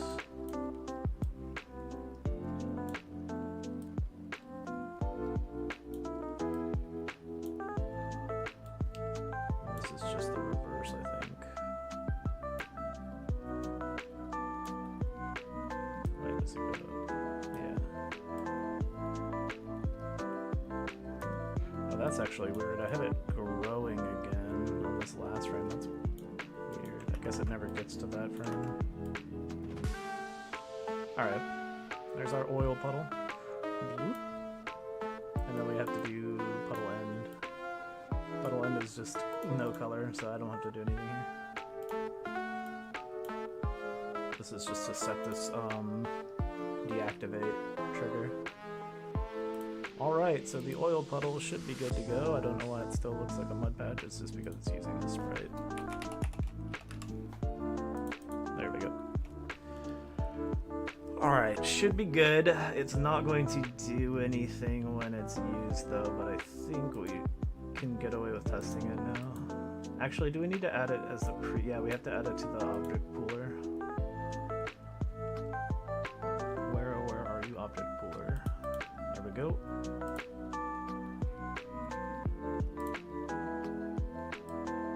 Yeah, we added the mud puddle last, so we can just dupe that. Oil puddle. And there we go. Now the object pooler can reference that prefab, and we should be able to load it in when they slam down. Let's test to make sure that the oil puddle is actually generating.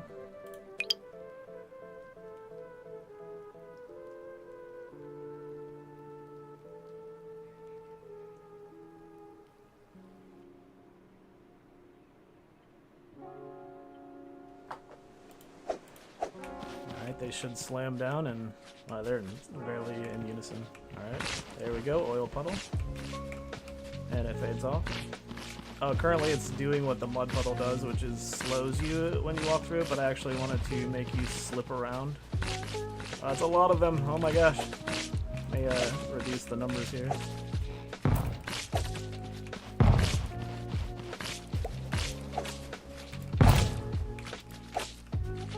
Holy moly.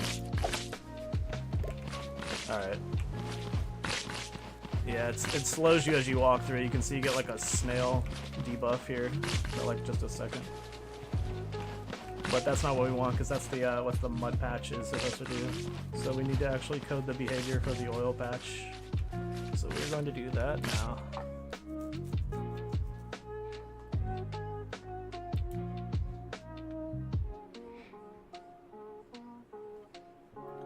If we look at our mud puddle, it should have a script on it. Where is it at? Area of effect script, yeah. So the buff right now is slowed, and since we copied that and duplicated it to the oil puddle, it's going to be doing the same thing. So the area effect is slowed. I don't think we have a buff debuff for slippery sliding though. That will be kind of interesting. I have to figure that one out. What the heck could we call being slippery? I guess we'll just do slippery.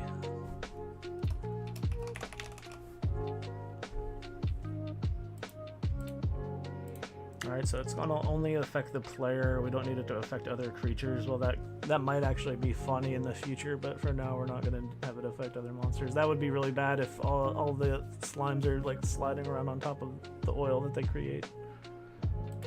I don't know, that could be chaotic. We'll see. Alright, so we need to actually add this to the behavior. So right now it's just applying the buff to the player. So we need to make a new buff.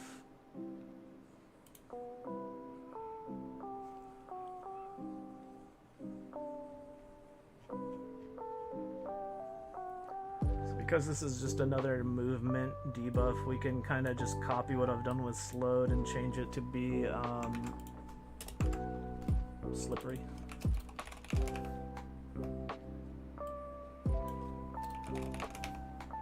And you're only gonna have a slippery debuff for like 1 in-game minute. Get rid of that comment stuff.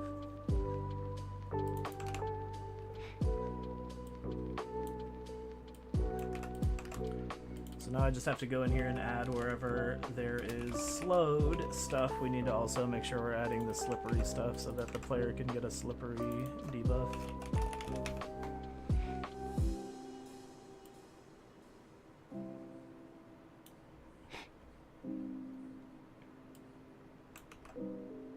This is removing the debuff when it runs out, so we need to have that for slippery. Buff slippery. Make sure we add this at the top so we stop getting this error.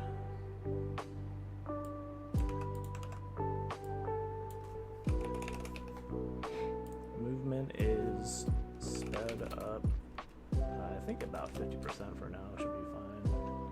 And momentum continues. We want them to slide like they're on ice almost. Okay. And then this is doing the actual speed adjustment to the character. So we just want to add this into here. We have buff hyper. Let's see how we can do this so that it actually works with all the other speed adjustment stuff.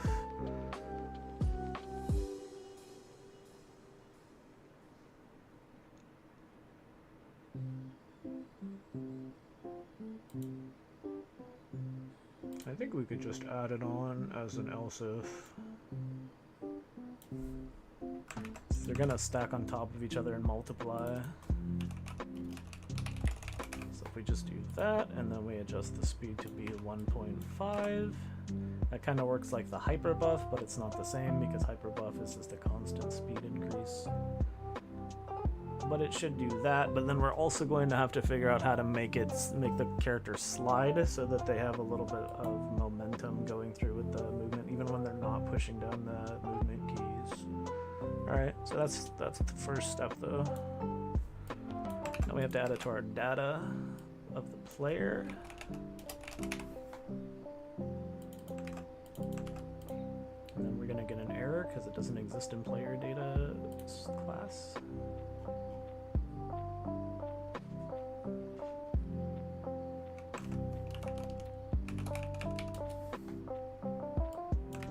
Add it in here as well.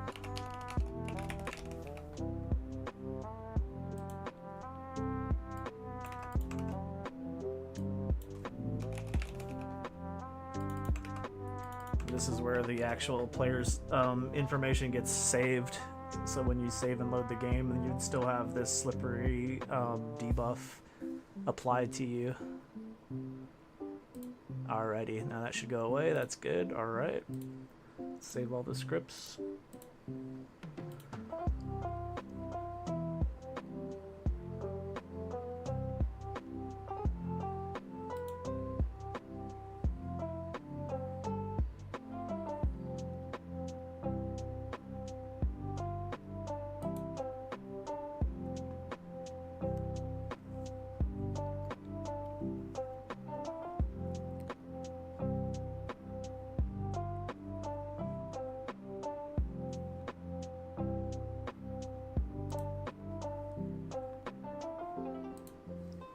Alright, let's just test this out. I don't know if there's gonna be errors because I think I might be forgetting something. But it should, at the very least, make me move faster when I walk through these oil slicks.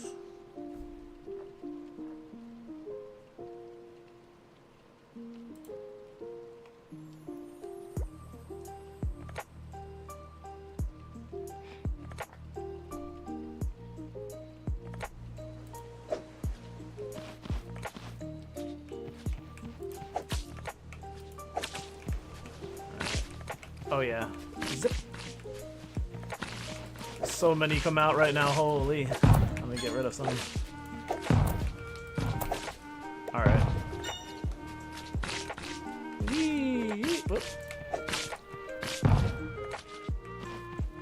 And zip, zip, zip, zip. Yeah, but he kind of just stops immediately once you walk into it. Ow. Alright. So it does speed up a little bit, but he unfortunately is not sliding because we don't have any kind of scripting for that added into the game yet, so we need to do that next. So while the slippery buff is applied, we need to adjust the deceleration. So I think right now it's just a flat binary, which isn't going to work for this, so we're gonna have to change some stuff. Alright, so here's player movement, and it's just adding force.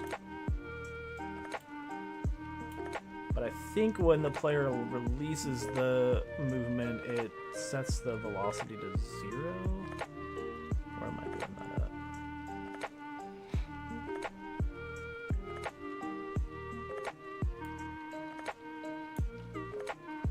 Let's do knockback.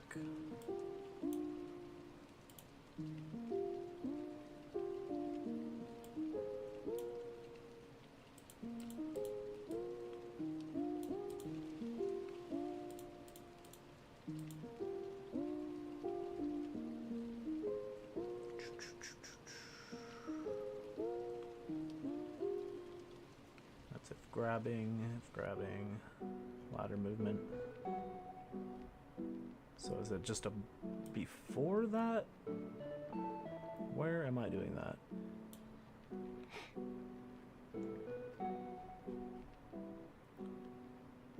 Player is trying to move. There's a lot of move. Currently not attacking. Okay, so if movement is not equal to 0, then we're adding force. But are we not?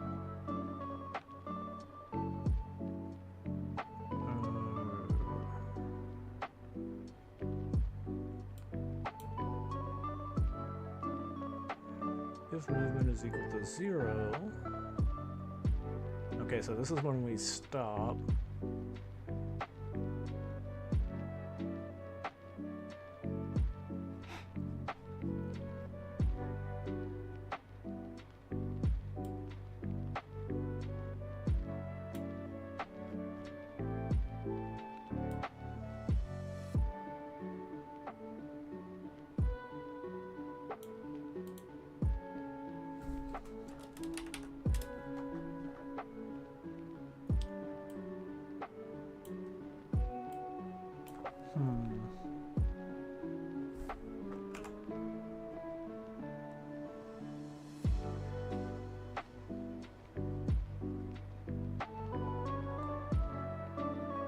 Why brain no work?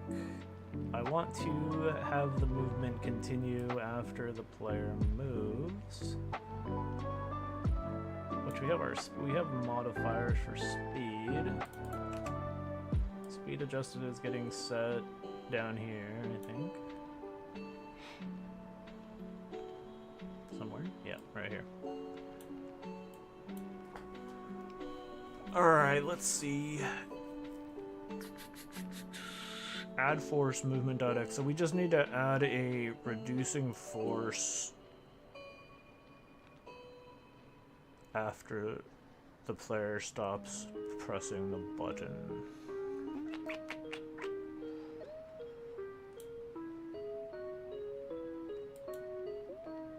But it's driven off of this, so if movement.x is 0 and the player releases the movement key, then it will just 0 out and have no force added. But we still want a little bit of force gradually decelerating after the player releases while they are slippery. So what we could do there, I guess, is we're gonna have to store that value when the player presses a movement key, since we're only directly accessing movement.x. So up here, where are we doing the actual movement?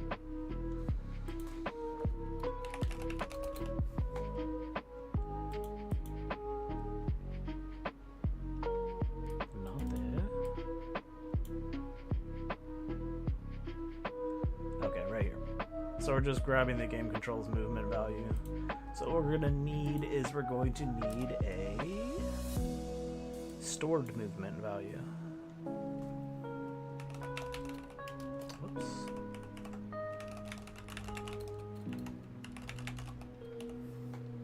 And And that should just copy that vector. It shouldn't be referencing it.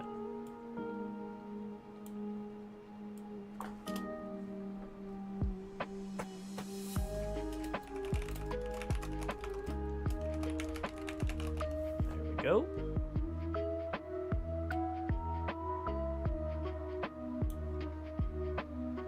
Alright, so now we're grabbing stored movement, which is always just going to be whatever the movement value is when it's being applied, when we're moving. So this technically should always be something.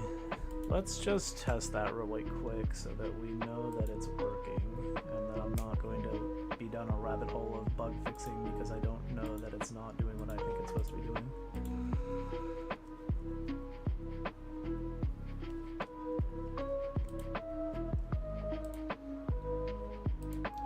Save.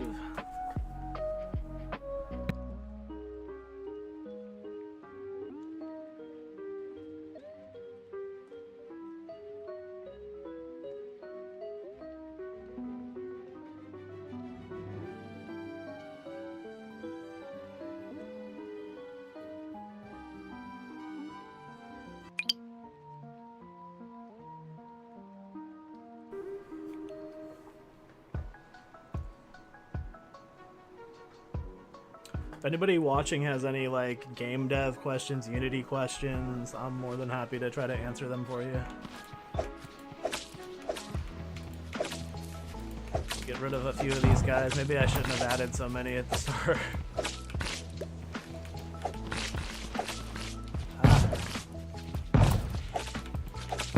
At least they're easy to dispatch. Oh no, go too soon. Alright. So what was I doing? I was going to test the value to make sure that the player is actually getting that stored movement. Why is none of my stuff showing up? There we go. Stored movement is right here, and it's 0, 0, which I don't think is what I want. You can see it's just matching exactly to movement, which is not what I want. Well, that's going to happen because it's always constantly updating to 0. It's exactly reflecting movement. Duh. So I need to actually store it only when the movement is not vector 0.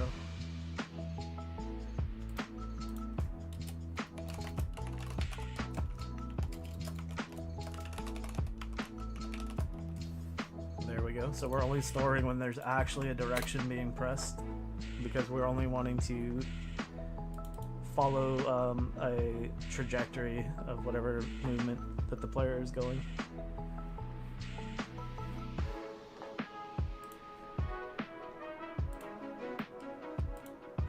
Alright, so I know what that's going to do. It should just show, always have a value after the first time you press it, but let's just test it just in case.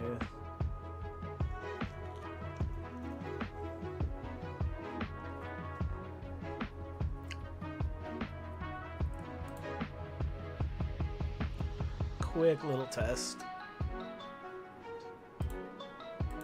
I could probably have set up a debug test area, but I don't know. I feel like it's easier to test it directly in the game, just because there might be differences between your little debug area and the actual gameplay. It only takes a few seconds to load in anyway, so. Alright, so I need to check the movement again. Of course, nothing is showing again because Unity is bugged. Alright, stored movement is now going to always be a value. It shouldn't be 0 on both. Yeah, -1, 0, -1, 1, 0, 0, 1. Right, so it's always whatever direction I press last. That's what we want to see.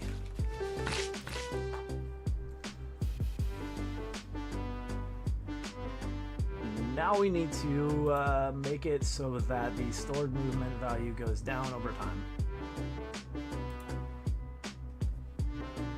And that needs to exist outside of this conditional setup.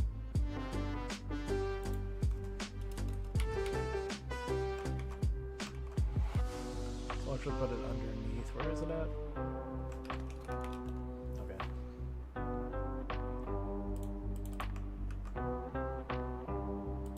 put it right in here.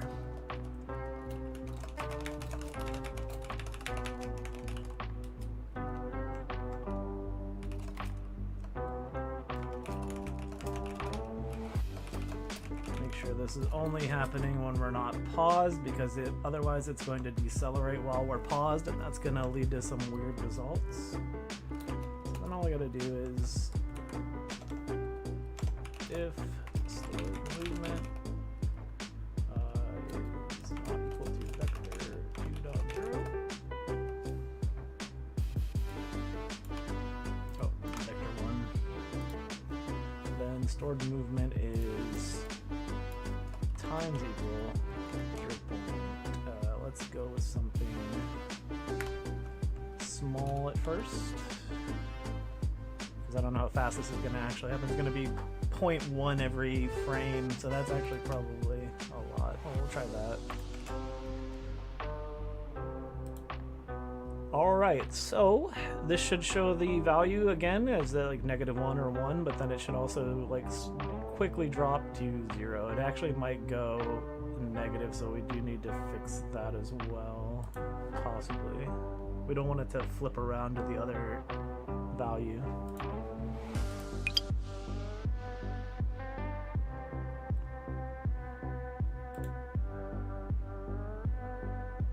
Yeah, because this is going to go down to a certain point and then stop. It's never gonna, I don't think it's ever gonna reach 0.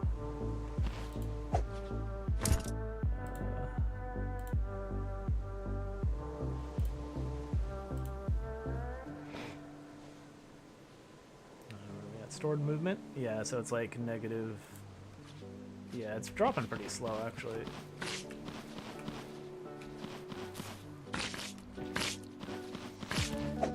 So many. I really probably should kill some of these.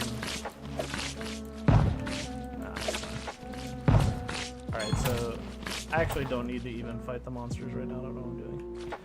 We just want to check this value. Stored movement value over here is going down over time. That's what we want. We want like a deceleration, so just imagine that the character's still moving, sliding.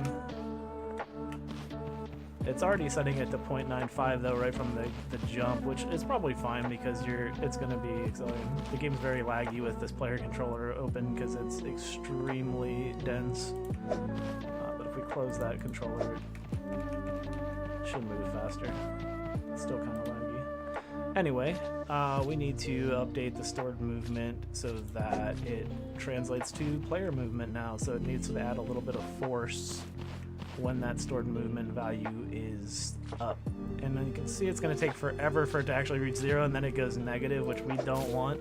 We definitely don't want it to go negative, because then it's just going to mean the player's going to reach an apex, and then it's going to start going the other way again, like he's bouncing like a ping pong ball. So we definitely need to cap that to 0.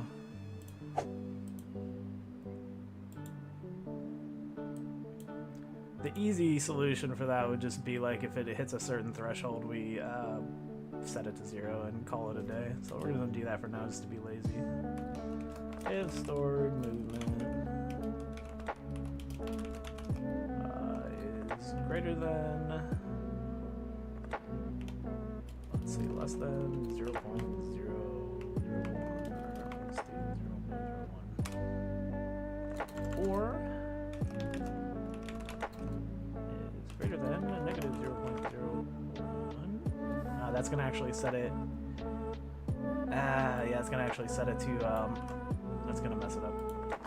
Let's see. How do we do this? How do we tackle this?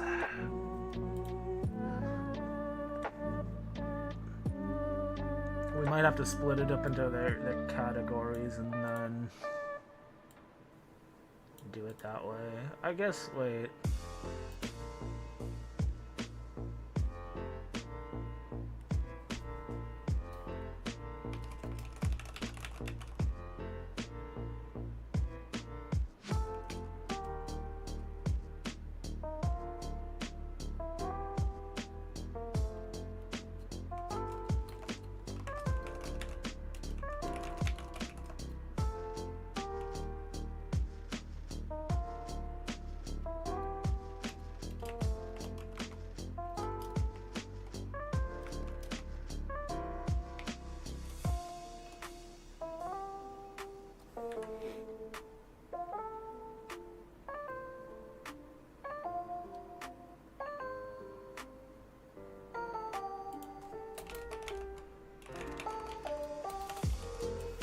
this is probably the hackiest way to do it, but I am terrible at math, so we're just gonna try this just to see if it'll work.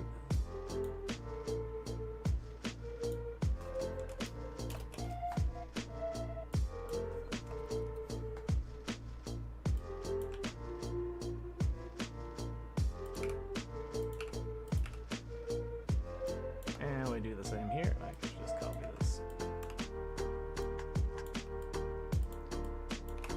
I'm sure I'll figure out a better mathematical way to do this later, but I just want to brute force it for now.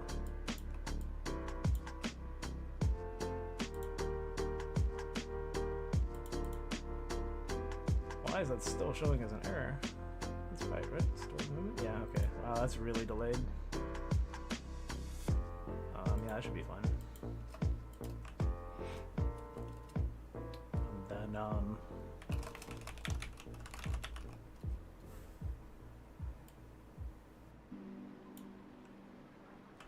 I guess we'll put it inside of here.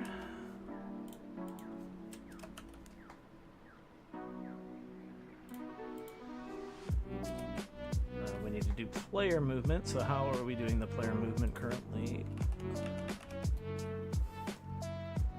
Or where we're actually moving the player. It's back up here, right? Yep. Body.add force, we can just copy this.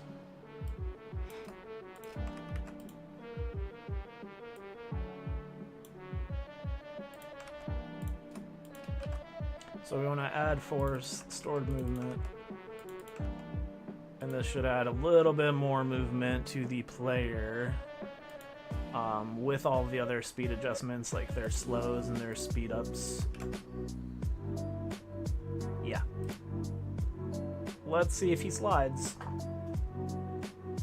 I'll probably have to tweak the reduction of it a bit if it's too quick. Or I'm also probably going to have to consider that I need to do it in a different way so it doesn't automatically switch when the player presses a direction. We'll have to see about that. I think that is gonna be the problem. We might just have to set velocity. Whoa, whoa, whoa, whoa, whoa. Yeah, that's right. I actually don't have it set up. Actually, that would be a good test. Let me actually do that. I don't know why I stopped. That's the better test, because then I can actually just test the slipperiness before I add that slippery buff. Because I didn't have the conditional for the slippery buff to be true. That is extremely fast. Let's go ahead and move up here. Oh yeah, he's kind of slipping. I don't know why it's so... Why is the camera doing that? What is the frame rate at right now? 100 frames per... Why is it jumping around so much? That is crazy. Actually, let me just fast forward to the morning.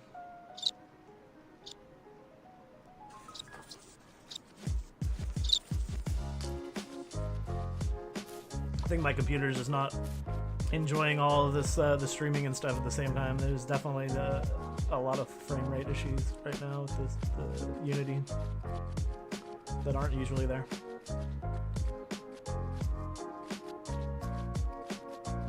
So it's trying to play this entire game through the editor while streaming it is choking it a little bit.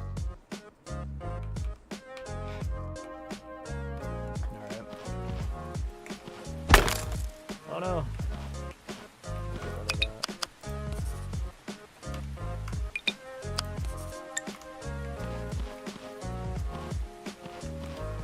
Okay, so yeah, he's slipping.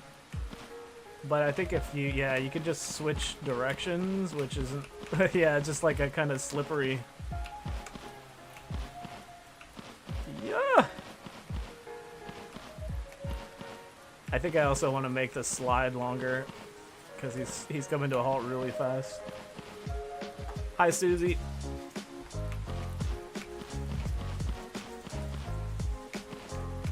Not only do I want to continue the slide, but I want it to be longer, and I don't want you to be able to switch directions immediately. You should keep the momentum.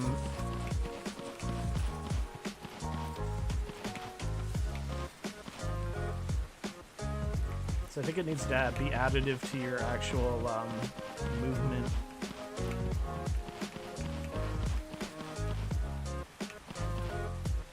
But first, let's make the sliding more dramatic. So it's decreasing too fast. We might even have to do like, oh no, we could probably just get away with this. I think we do need to multiply this by time.delta time, yeah.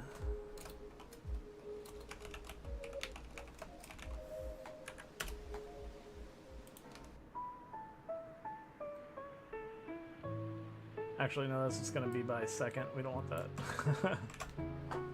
Let's just try this. No, it's error.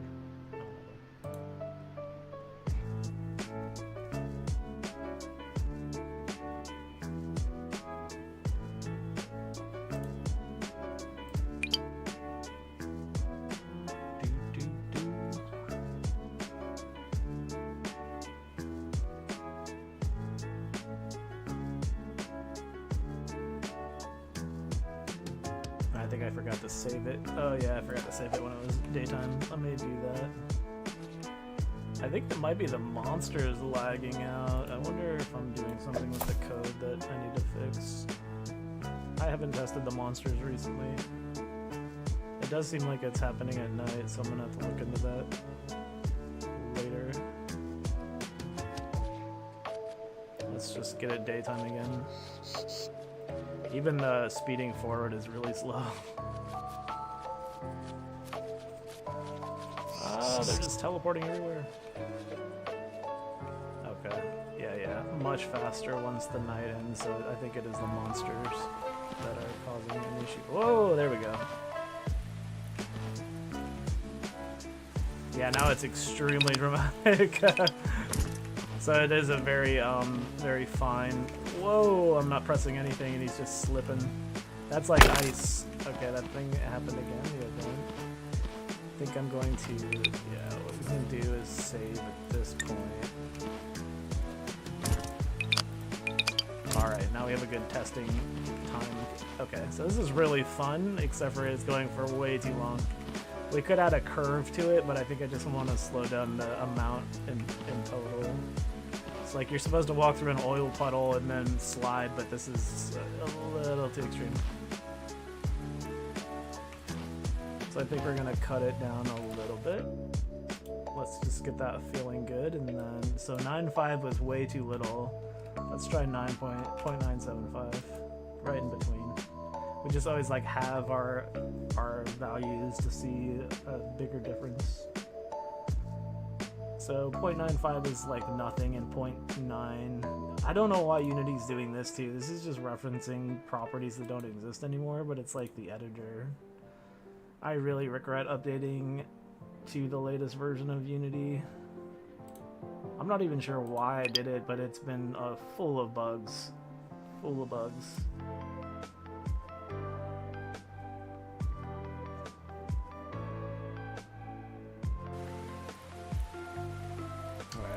See how the sliding is now. Oh yeah, that's getting a little better.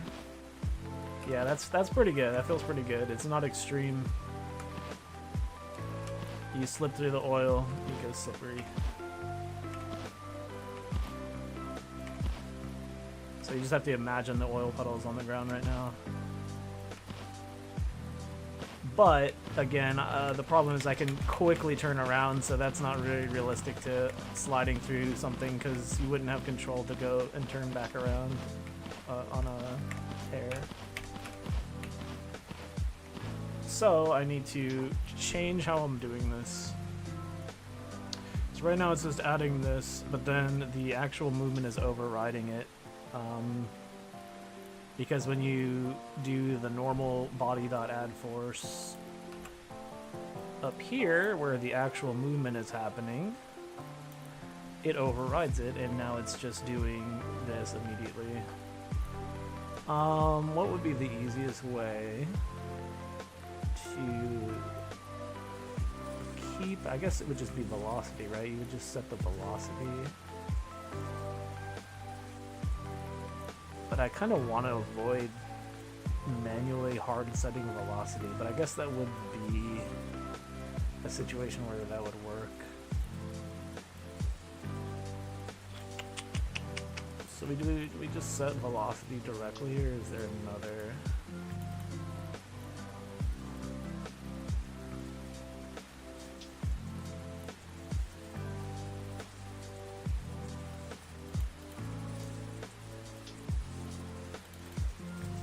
That's gonna be a problem because then it's going to override the add force, I think. Huh. I do think we have to combine it somehow with this.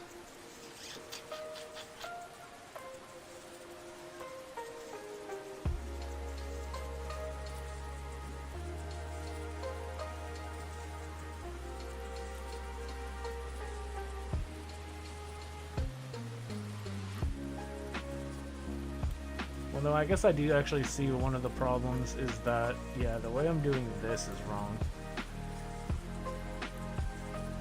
Because I'm taking stored movement, which is... actually, where is the stored movement? It's back up at the... Oops. Yeah, so I'm just grabbing movement directly when it's not... So this is always resetting stored movement, which we don't necessarily want because we want the character to continue sliding. Like if you're moving to the left, we want it to fully slide to the left. But if you switch to moving to the right, it's going to immediately switch this to the right. So what we need to do is actually check to see if stored movement is equal to 0. And that's the... Well, no. Because then you have to forcefully go through the whole slide. We definitely want to add...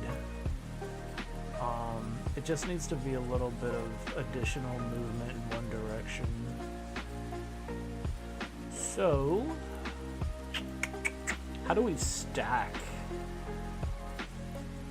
that speed change while also having it gradually slow down?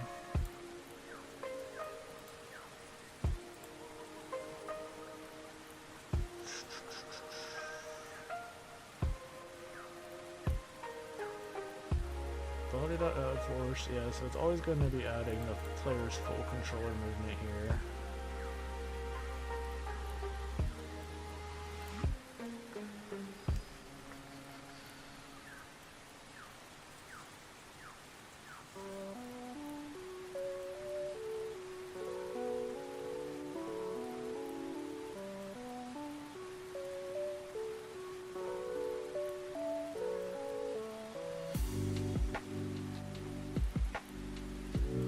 Which is fine if we're just moving to slide them, but we want them to have residual motion.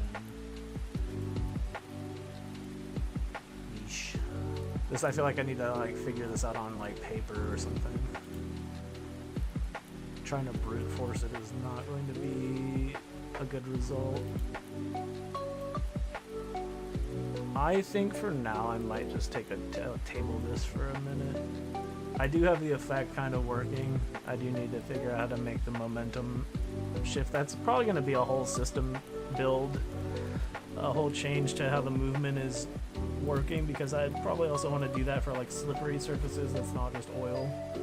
So I think for now I will just disable it and we'll come back to that in a little bit. Movement, stored movement.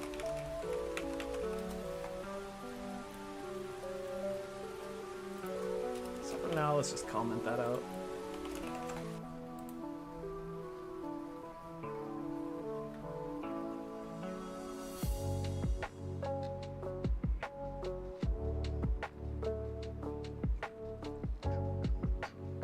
Again with the weird errors.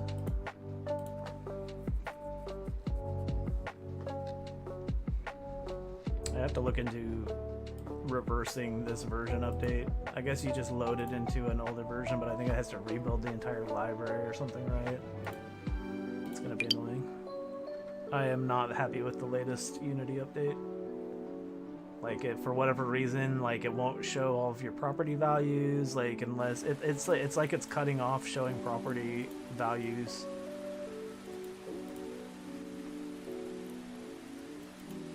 Like, if I click my player here, it should show all of the player controller values, but it's not. It's just like it's like a really weird bug where it's not displaying everything. But then if I go and click on something else and come back, now a lot of the values are here.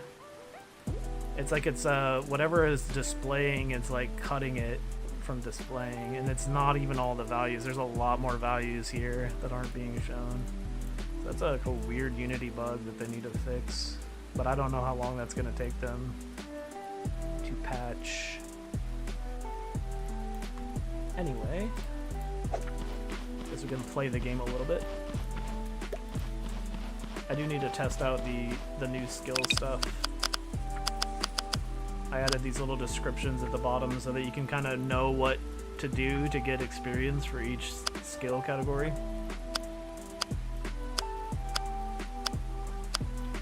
So you'll be able to do town board requests to like level up these skills quicker, but you also just get them from doing the activities of like mining and woodcutting. So for example, my woodcutting is currently at 0, but if I come over here and start cutting this tree, I should get a few XP after I cut it down.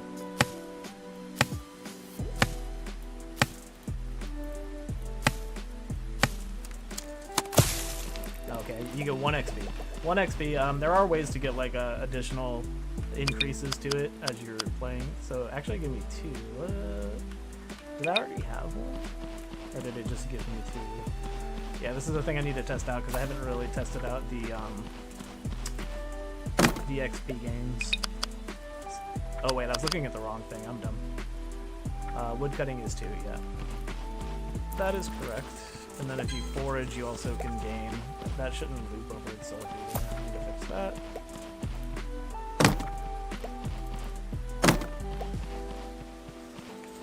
And I need to teleport myself off of this because I can't access that currently.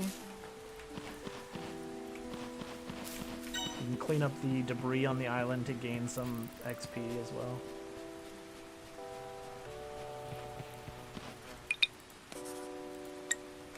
So you do some of these tasks. The task system in this game doesn't really reward you with anything. What it does is it just kind of guides you to learn how to play the game in an intuitive way. So like the first task you get is going to forage the beach. And so that'll teach you to just like interact and pick up stuff on the beach.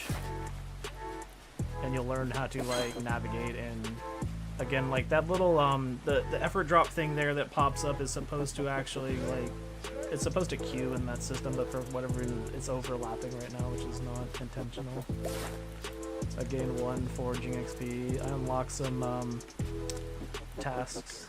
It's always going to default to this task though, because this is a priority thing that is, we're not doing that right now. So we'll just go back to this one. So you can pin the task up here, and you can see what you need to collect. So I need 10 stone and 2 flint.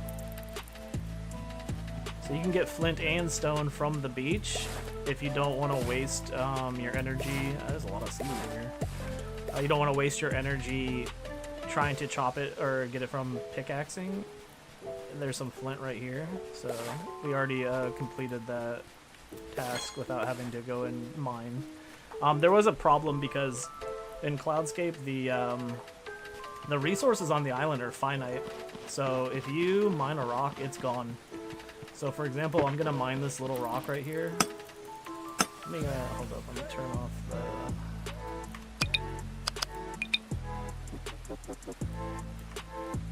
Okay. So if you mine this rock right here, that rock is gone from the island forever. You'll never get that rock back. It doesn't respawn. Rocks don't regenerate because that's not really realistic. So in order to get more rocks, you have to go into the caves. You have to go to different islands. You will be able to add rocks back to your island as a decorative kind of thing, like you can landscape. So later in the game, you will be able to actually redecorate your island. You can plant trees, but you'll have to like buy rocks or bring rocks from other areas to your island to place them back on your island. So once your island runs out of rocks, they're gone. But there are a lot of cave systems. There are different islands you can visit to continue to mine.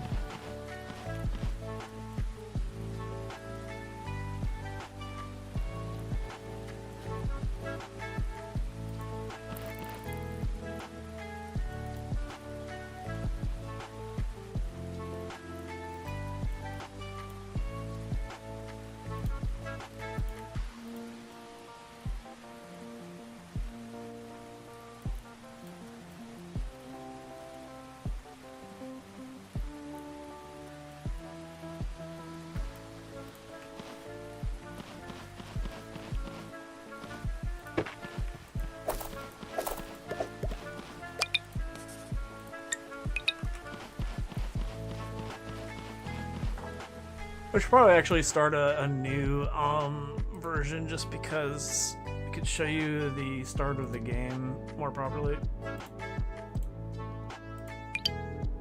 So we can pick different body types here. You can pick different colors. Currently there's only a couple hairstyles, but I'm planning to add a lot more to that once I finalize all the player animations, because I don't want to go and add a bunch of hairstyles just to have to go and edit every one of them to add the remaining animations for the player. It'll be a lot quicker to just have the full animation set and finished, and then I can add more hairstyles.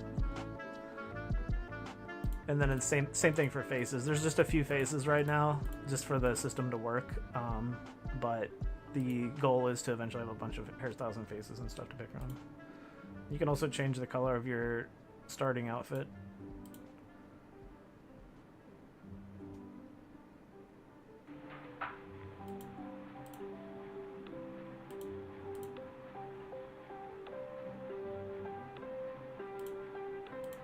Let's go with that. Why not? And initial island generation takes a minute, but once you've generated it, it loads really fast when you reload your game and stuff. This is generating the entire island procedurally, so it takes a second.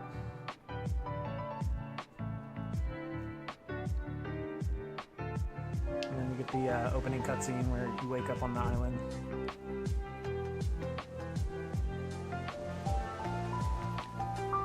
Let's actually play the music for the game. I'll turn off the other music here.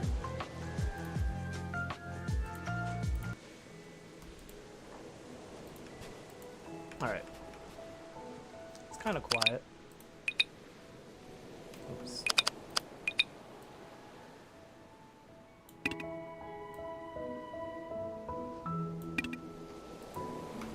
Could be a little louder. Alright, so you start off on this island. It's very bright early in the morning, but yeah. You read the sign, you get a backpack off the sign.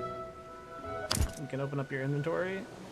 It tells you what to do here. I'm going to turn off the guide panels because I already know what I'm doing here, and it's kind of distracting.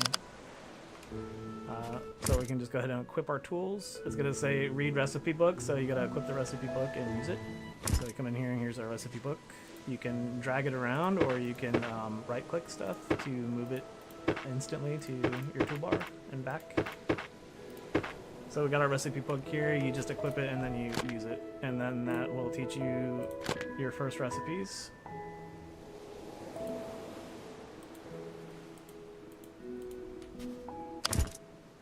And so you've learned these crafting recipes. You can come in here and see your recipes. There's this list view, but you can also toggle to grid view, which I kind of prefer, but like it doesn't show the names of the items, so if you want to know what it is you're crafting, you switch to the list view. And so then it says forage beach, so we're gonna go do that. Gotta forage the beach. Sand dollars, seaweed. You can find wood, flint, stone on the beach, and that will always wash up, so that's always a source of wood and stone and flint for you to find, even if you've reduced the resources on your island. So yeah, we get one more item from the beach. I don't want the shells right now. The sand dollars and stuff have qualities, so you can like increase your foraging quality for that kind of stuff. So I got my 5 items from the beach. I got some stone. I gotta equip the tools now, so I need to come in here and teach you how to equip the tools to your toolbar.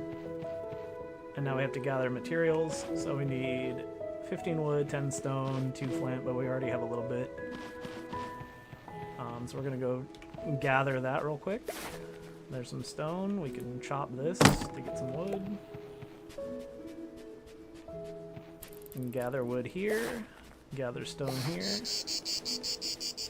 Pluck up that debris. These little sticks and stuff here are just debris that generate. So you can get some wood from that as well. And a little bit of wood cutting experience. Alright, we got our wood. We just need to get flint. So flint appears on the beach as well. And then we also can get it from rocks. So if we don't find any on the beach here, we will go just mine some rocks.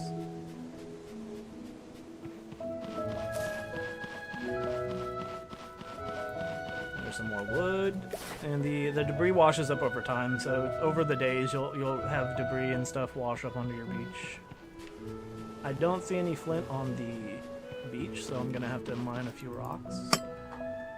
So these little stones only take 5 hits. These other stones here take 10 hits, and then these large ones you have to break with an upgrade. They take 20 hits. Alright, so I got 1 flint from that little rock. That's good. Love to see the progress. Keep up the beautiful development. Thank you, Parkerman. And then this little stone, these don't really get flint, they're just small, so you have to go for these like little rocks to medium-sized rocks. Will give you flint sometimes. Alright, so we got a worm, and we also got the flint that we need. And it says craft a crafting table, so we can go into our crafting menu, and there's the crafting table. So we've got all the resources we need, and then you can change the amount you want to craft. This shows you like the required energy you need for that one. So as you go up, you need more and more energy to craft more and more stuff.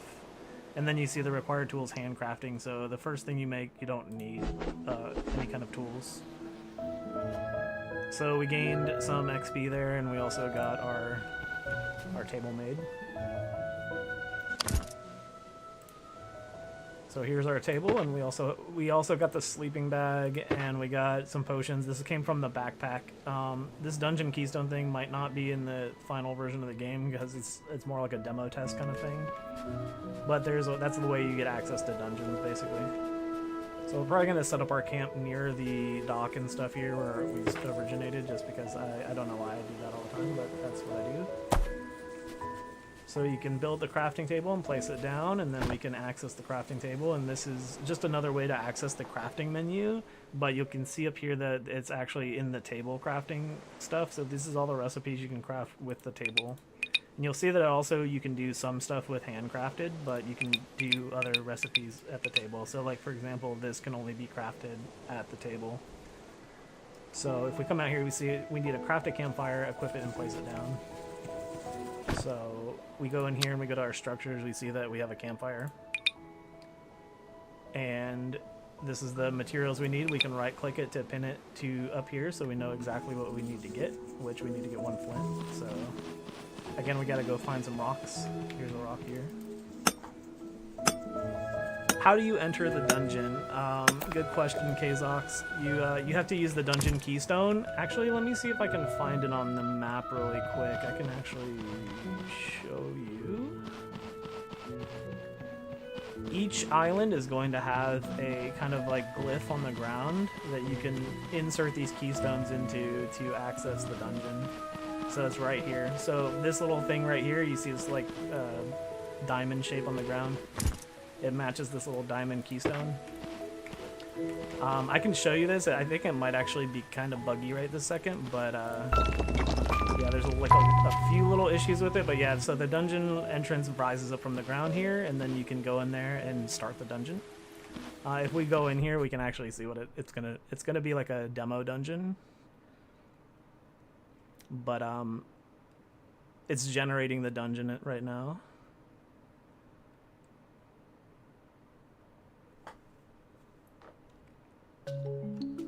So this is the demo dungeon. It's got like a little sign. And so what this does is basically creates all these interconnected rooms with puzzles and stuff. So I guess we can just look around the dungeon really quick. So you got your typical like Legend of Zelda kind of like pick up pots to break them and gather some loot. Or you can I don't have actually I didn't get a wooden sword yet, so that's gonna be kind of rough. I think I'll just drop one really quick just because we haven't crafted one yet. But we are gonna need a sword for this dungeon. So I'm gonna go ahead and grab one. So now we have a sword. You can break pots with your sword. Alright, so you can just go in one of these rooms. And so some of these rooms don't really... some of them are just like item rooms. And some of them are puzzle rooms. Some of them are monster rooms. So we're just going to walk through here and see what we got. So we have like a box puzzle here. I don't know if I want to do all the puzzles and stuff yet, just because it's probably kind of spoilers and stuff. But, you know, you have to do stuff like this where you move boxes around. These, you can see that there's like little numbers on here. It says like 1. It might be hard to see, but when it's like lit up like this with 1, it means that you can only push it 1 time. So once it does that, it's locked in, and you can't ever push that again. Like, you can't move these. So you have to figure out how to push these all 1 to get to the chest. But of course, like, because you might mess up, there's a way for you to reset it. So you go here, push that button down, and then everything resets. So then you can try the puzzle as many times as you want until you get it right. And that's like one type of sliding block puzzle. Let's see if we can find... So there's like a monster thing. So they spawn, and now you have to beat all the monsters in the room. Once you beat all the monsters, then you unlock the door so you can escape out again. See, these are called Screaks, and they shoot out like a sonar blast. Pretty typical for like a bat thing. So they kind of line up with you and try to like spray you with their like sonar thing. And it hurts really bad if you get hit by it, so. So you can kill those, and then the door unlocks, and you can get the loot. There's also this over here. So this, the item landed way too far away. So because it's outside of the magnetized reach of the player, like, you'd be like, how do I get this item? There is a way. If you have a boomerang, you can pick it up and give it to you. So that is the way to pick up items that are too far out of reach. I know that's kind of a spoilery kind of thing, but I just wanted to show that. You can equip 2 weapons at once as well, so you can be swinging and then throw your boomerang.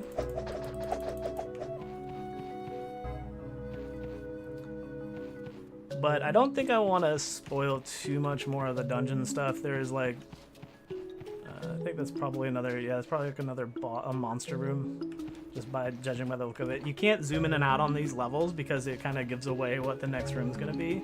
But there's like locked doors and stuff. There's a boss over here.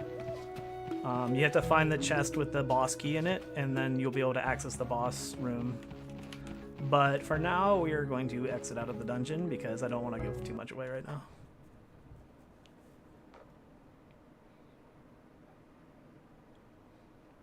And there will be different themed dungeons for each seasonal island that you go to. So there'll be a lava dungeon, there's an ice dungeon, stuff like that. And now we're back out into our little island, and you can actually look at the island here. This is the island that got generated. So this is your home island, and you can basically customize it however you want. So this is, you'll be able to change the terrain, terraform all of the cliffs. You can add lakes, you can add any kind of changes you want here that you want. So this island's pretty permanent, which means everything on here, once you get rid of it, it's gone. So you chop the trees down, you break the rocks, they're just gone. So you can clean your whole island and it's completely be bare if you really want it to. But yeah, so like the cliff shapes and stuff here, you can change later in the game with terraforming tools. But for now, you will have to navigate around the cliffs and work with them. And then you have insects and stuff. You need to get the bug catching net to be able to catch this stuff. It's like, looks like a little red ant, I think. And they'll run away if you get too close. You got like a wasp over here. so you gotta sneak up on them to catch them. So we'll do the campfire. Did we craft the campfire? I don't know if we crafted the campfire. No, we didn't craft it.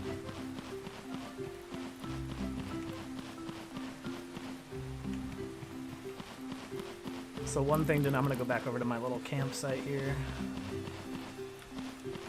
I collected a bunch of seeds and stuff, which I don't really want right now, so I'm gonna drop some stuff.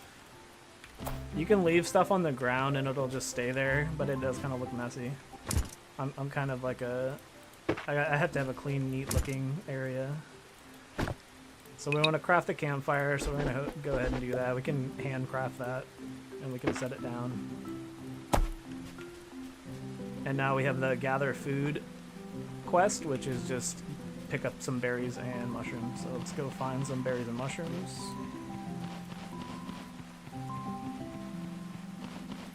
There's some red currant berry. We'll grab this mushroom, even though it's not button mushrooms. We need 2 white button mushrooms. So there's 1. And we'll look for the other ones here. Just gotta scour your island. These tasks aren't necessary to do. You can actually just completely ignore them and do whatever you want. They're more of like just a general like way to hold your hand to help you learn the game. So this whole like gather food thing, you can go here and see that there's like different things for you to do, but it's just kind of teaching you the game. You can look through your existed completing tasks, but it's just kind of helping you play the game. So if you don't want that, you can turn off. You can just like unpin the task and then ignore it. So we're still looking for, there's button mushrooms up here, but we can't reach them because we don't have any way to get up here. There is a way to get up there. You have to figure that out. But we're going to try to find some that are on the ground. There's like a caterpillar thing.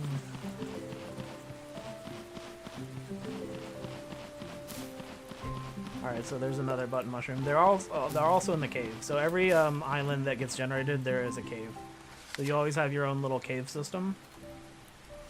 And now it says eat food, so we'll just eat a mushroom. And we ate the mushroom, got a little bit of energy back. So we can go in the cave and explore it, actually. And now that we have a sword, even though it says craft a wooden sword, because I kind of skipped that part by making one. Well, let's see if we have the materials for it. If we have the materials, we can, yeah, we just need like a few wood. So let me actually just do that legit. I'm going to actually drop my sword, because I don't want to cheat. So let's go and like actually chop a tree down. Just pick one and go to town on it.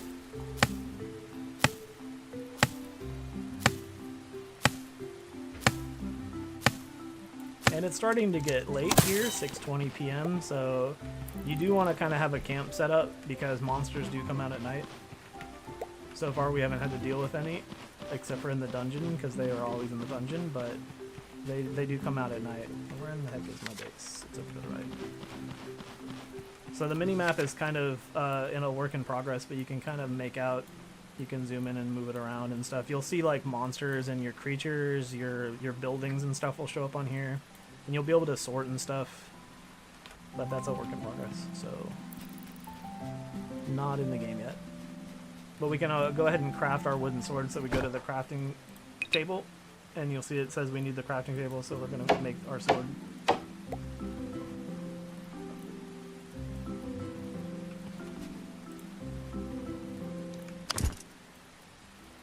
Alright, so now we actually have a legit sword, and we can go play in that cave. Let's go check out the cave real quick. I don't know how it's going to show up on stream, if it's going to be really dark. I did go with the choice to have the cave be kind of dark. You can make wooden torches to put in there, but I don't have the materials for that right now, so we're just going to... Oh no! I picked up that sword again. We'll go into the caves, which again are also procedurally generated, fully procedurally generated caves. So it's really, really dark in here. I don't know if I'm gonna stay in here too long, if it's hard for you guys to see. But you can come in here and mine all these kind of resources. It's very packed full of stuff on this floor. But you might hear that music, which means there are monsters in here. So these are the Rolly Dillo. The monsters here are pretty generally easy to beat. Like you see, I didn't even really have to try that hard to do anything there because they have very low anticipation attack times and stuff. But they will get harder as you go down. So this mud glob's really hard to see in the dark. He's trying to find a position to attack me. So while you're in the caves, you do need to deal with monsters. I'm gonna go back over here towards the light. But you can gather resources in here, like this is iron nodes to mine. We're gonna need some iron stuff, so I might as well get some.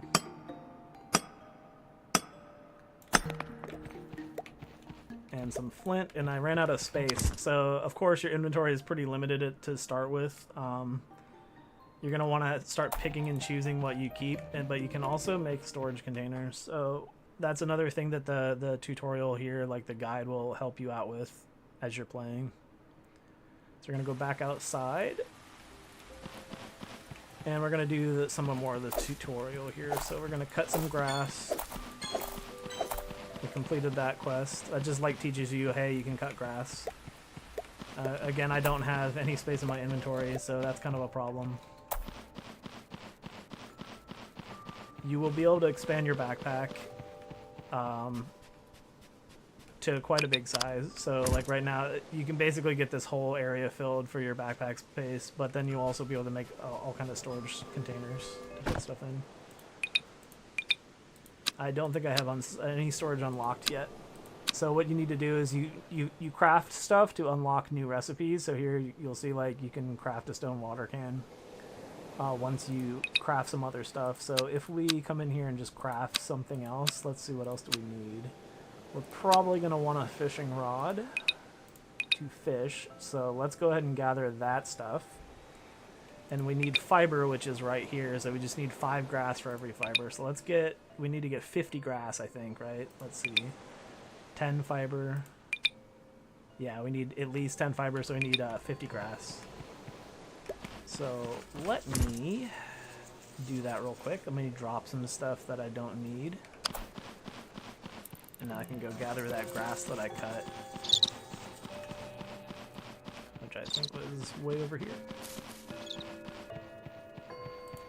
Or I can just gather some other grass as I'm going here. I went down too far. Where the heck is the cave, man? That's all. Okay, it's up here. Up here and to the left, there should be some grass that I cut. Yeah, up here. Okay. So gather all this grass. We need 50 grass. And you see there's actually an error with the fiber recipe thing. That's funny.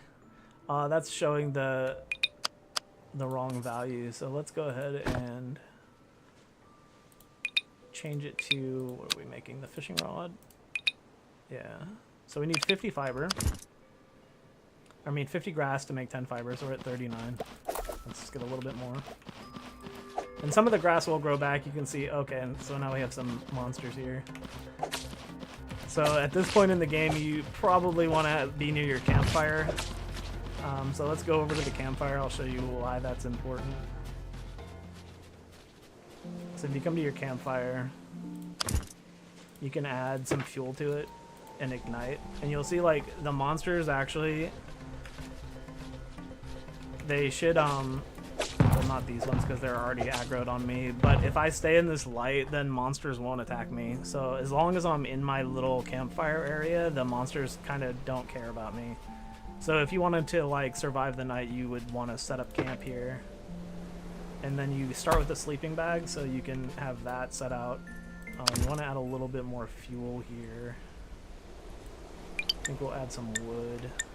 How much wood do I need to add? Okay, so it's going to last for 8 hours. So if we go in here and we sleep, it will actually fast forward the night. And you'll see the monsters don't come in here while I'm sleeping. They just kind of are around the area. So I'm just sleeping through the night, fast forwarding through.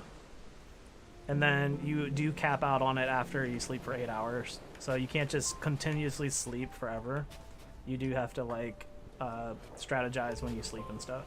So now it's the next day, and we survive the monsters by just sleeping next to our campfire, which is probably the smartest way to survive if you don't want to fight monsters all night. But if you do want to fight them, then you can just run around the world. It doesn't really matter. It's really up to you how you want to handle the nights. As you go farther into the game, you will be able to basically have no monsters on your island if you want. I do plan to have a peaceful mode as well, so if you don't want to deal with combat, then you won't have to deal with it at all. Okay, so now we want to get enough fiber. We're gonna craft as much as we have right now just to see. Okay, so we probably need like, what, 2 more fiber?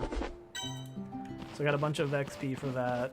We got some new recipes. We unlocked the stone water can, and then the next thing is the anvil and the steel bar. We still haven't unlocked any sort of storage, which is something I probably should have unlocked sooner in the game, just so you can have somewhere to put your stuff.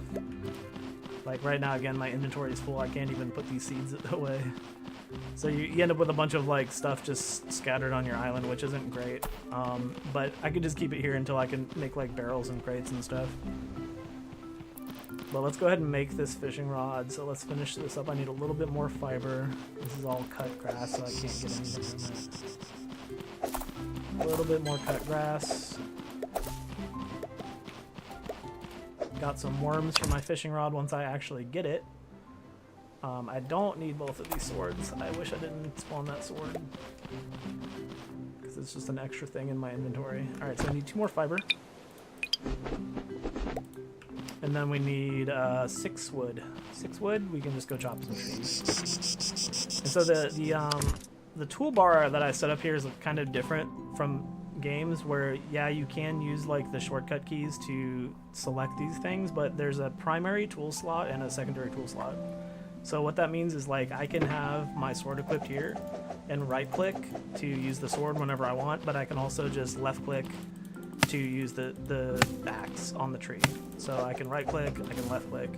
That gives you a little bit more freedom, especially with stuff like when you have a sword and shield, you want to be able to use both like in tandem.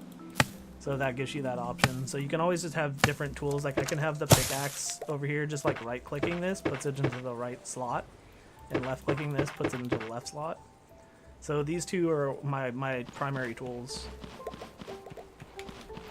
That way if I plan to do a lot of wood cutting and mining, I can just have these two selected and I can left click for wood and right click to mine rocks. And you can see that I can't break stumps. I don't have that skill unlocked. It's actually a skill that you can unlock in here. So I don't know if it's in the first tier. Let's see. No, it's not in the first tier, but you can see I have enough effort drops that you collect as you do skills and perform actions. So you can get upgrades to stuff in here. So this is kind of like the skill tree. Not really a tree, more like a tiered system.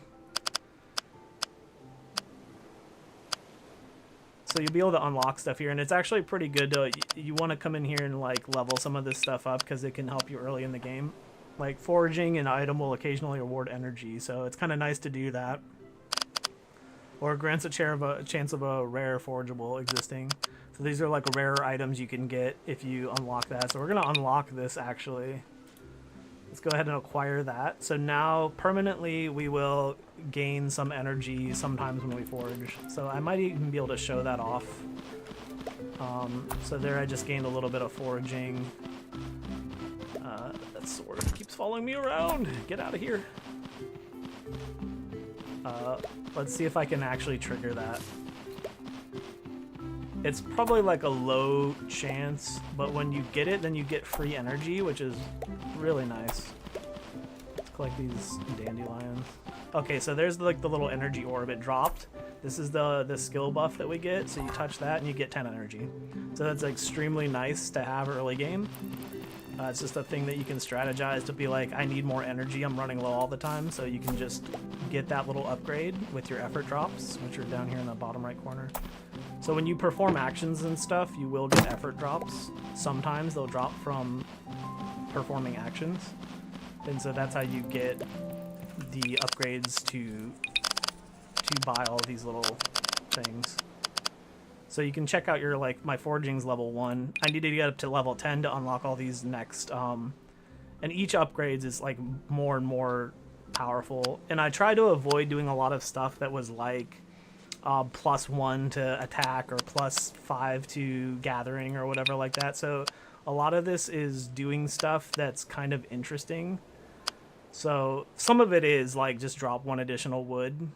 Some of it is like rare items dropping. Some of it's a completely different skill. So here's the thing that's different is like wood can be converted to coal in a furnace. So this is like a different feature that you can unlock by upgrading a skill instead of just some kind of like raw stat upgrade. Because generally it would be like, oh, you can swing your or your axe like 5% faster or something. That's kind of boring. So this kind of upgrade lets you convert coal in the furnace, which is really nice because if you're running low on coal and you can't find coal, you can take your wood and put it in the furnace and make coal. So that's a really nice thing to upgrade as well. So what are we doing here? We need to make the wooden rod. Let's go ahead and make a wooden rod. Got it pinned. We have it crafting, and when you have a thing pinned, it will actually remove it once you've crafted it, so you don't have to worry about going and unpinning it. We can go ahead and use our fishing rod now. We actually collected some worms from just cutting grass, and we can equip it and we can put it there. So you can fish in the ocean, you can fish in the lake. I think we have a lake here. Yeah, we have a nice big lake. So let's go fish in the lake actually. You can also hide the UI if you want to. That's actually more of a game settings thing and not a... This is actually a debug key, but I might leave it in the game, I don't know. It might confuse people. So you can cast out here and fish. I do want to add more detail to the water. Oh, I missed the bite. Let me try that again. Usually a nibble and then it'll bite. You'll see the splash and that's when you want to hold down the tool button. There we go, we got it fish. And when the line flashes red, you have to let go, and when it's not, you can reel in. And that was a really easy thing to catch because it wasn't a thing at all, it was a button. So I caught a shipwreck button. You can fish out artifacts from the water as well. Let's see if we can catch an actual fish though. And there are rod upgrades so that you can cast out further, and some fish can only be caught in deeper water. There we go, we can try to catch this fish. It's fighting, I gotta let it go. So I forgone any kind of like fishing minigame. This is pretty much just fishing. And then it's close to shore and we pulled it out. So we got a tilapia, 1.6 kilogram. We can change this to pound as well. And you might notice that I also got a stinky debuff. So if we go to our journal, you can see we have like a bad smell. So you don't want this bad smell because if you talk to people, it'll actually give you like a negative affection and stuff, or you don't gain affection with them. So I have this like stinky smell debuff, but all you have to do is just go into the water. There you go, your fragrance washed away. So now I'm clean. I don't have that debuff anymore, but you can see I do still have this rested debuff from when I slept, and that lasts for like another in-game 10 hours. Once that goes away, I can sleep again. But let's go ahead and try to fish the ocean.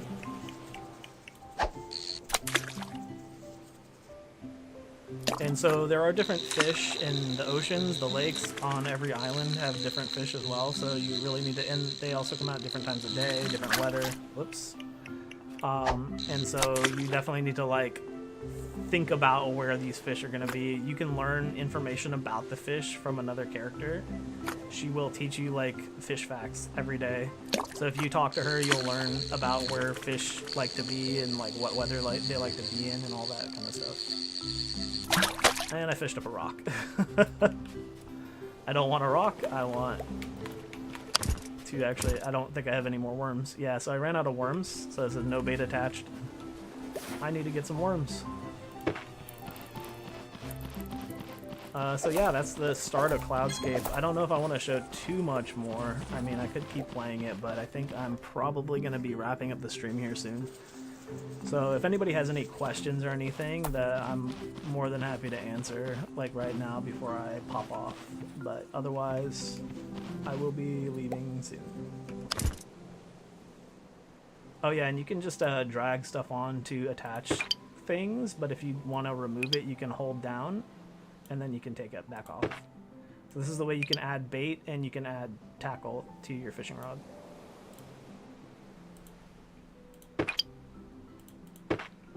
And you can get worms from just cutting grass or digging up rocks. So there's a worm right there. So they're pretty easy to come by.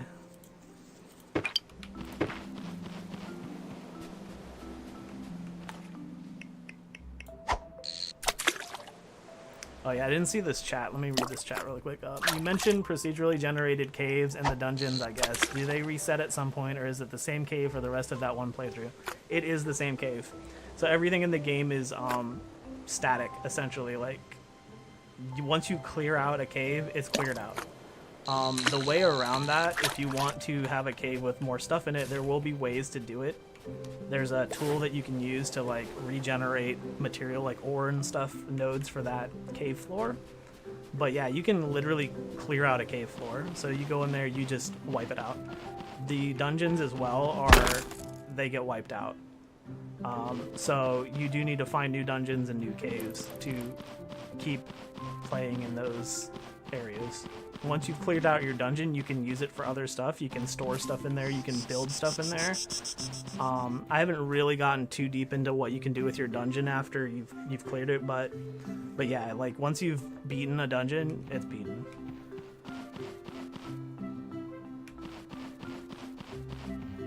And we're not going to investigate this crash because that is a spoiler, and I don't want to give that away. That is the next part of the game. Like, on day 2, you will start, like, a sort of story arc, which I'm not going to get into. But you can choose to ignore it if you want. You don't have to go and do this. You can just unpin the task and that goes away. But you will want to eventually do that to get off this island. That's all I'm going to say. Yeah, I'm not gonna show the crash. That is the central way that you leave this island. That's all I'm gonna say about that. But yeah, this is your little island, and you can do whatever you want with it. You do have a cave system. You have a dock. That's the way you're gonna be able to leave. Yeah, that's pretty much it. And I can show the other areas of this stuff in here as well, really quick. So this is your inventory. You've got your backpack here. You've got your clothing here. It's in its own little area, and then you've got your toolbar. So you can actually, you know, let me drop some stuff here just to make space. You can actually change your clothes. You can take your backpack off, but it doesn't affect your inventory size. Like, once you've unlocked bigger backpacks, it will keep your larger size even. You don't have to wear the backpack forever. But you can take off stuff, so you can dress however you want. There's a lot of clothes in the game. You can just go shirtless if you want. I won't go completely disrobed for modesty reasons, but there you go. So your character can fully change clothes, and clothes all come in a bunch of different colors that you can dye. So this is eggplant tunic. This is gray-brown pants. You'll be able to dye and make all sorts of clothes.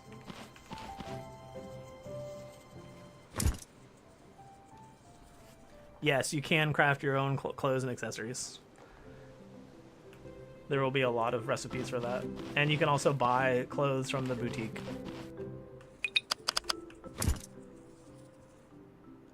Like, I think I can show you one thing that I've already shown. There you go. You can get a frog hat. The frog hat is from Frog Day, so you can celebrate by wearing the frog hat. There you go. Big, cute frog hat.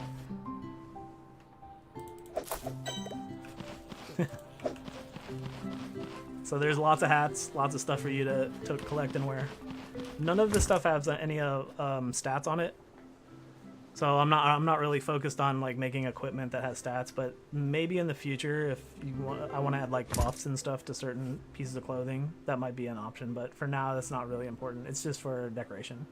And also the villagers will take note of some of the stuff you're wearing. So if you wear green on Frog Day, they'll like that because that's a kind of a tradition to wear green. Frog hat gives you a slight movement boost when it's raining. Yeah, that would be cute. There is actually, I don't know if I showed this in any kind of video yet. This is the Frog Grog. This is a special drink that you get on Frog Day as well. And I can show you what that does when you drink it. It's kind of funny.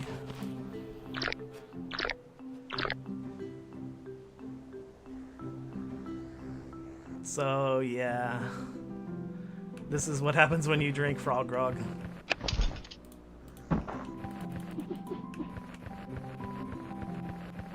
It's a bit trippy. You can see it'll only last for like 2 hours. Yeah, pretty much. Very, very similar to St. Patrick's Day celebrations. So you can actually see, like, you got Froggy Head, which is, it says it restores health over time. Some unintended side effects may occur. So that's only lasts for like 2 hours.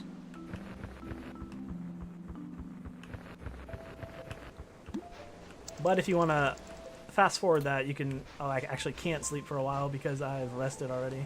So I actually do have to just endure this. But I can also just speed up the game with debug tools. And so now that effect's wearing off. And you're back to normal. So yeah, that is Cloudscape so far. I don't want to show too much. I've showed the crafting, I showed the journal. Yeah, there's some stuff in the journal as well. This kind of shows you basic stuff. This is still also a work in progress. I want to make it look nicer. You have your calendar here, which shows you some festival stuff. You will unlock birthdays and stuff, which will show in here as well. But for right now, it just shows you festival dates. Then your social also has every character in here right now. Of course, you haven't unlocked any, so it's all hidden. You have your animals, where you can check out all your animals. Your buildings, where you can manage all of your buildings and see what animals you've assigned to each building and stuff, like for your barns. You have your collections page, which shows you all of your stuff. Right now it's loading because I'm in the Unity editor. It takes a second, but in the actual game it loads instantly. So you can see everything that you've collected so far, and then everything that you haven't seen or collected. This is your resources. You've got consumables, different food, vegetables, crops. Not everything is in here yet, but there's a bit. And so far there's 69 dishes in the game for food. So we unlocked the frog grog because we actually used it. But there's all these. There will be probably over 100 by the time the game comes out. And you have all your seeds, tools, structures. All this stuff is in the game already. It's just we're not going to unlock that today. Not a lot of furniture yet. I'm still working on furniture sets. No, a lot of the clothing hasn't been added into the game, but it's been designed. And the animals aren't. There's only the 4 animals in here right now, so the worm is actually an animal, by the way. Just in case anybody wanted to learn a fact today, worms are actually animals, not insects. And here's the insects in the game so far. And all of the fish. Fossils. Artifacts. A lot of artifacts, flowers, all the decorations. There's not a lot of stationery in the game yet, but that's another thing that's going to be easy to add. It's just different letters and stuff that you can use when you mail villagers.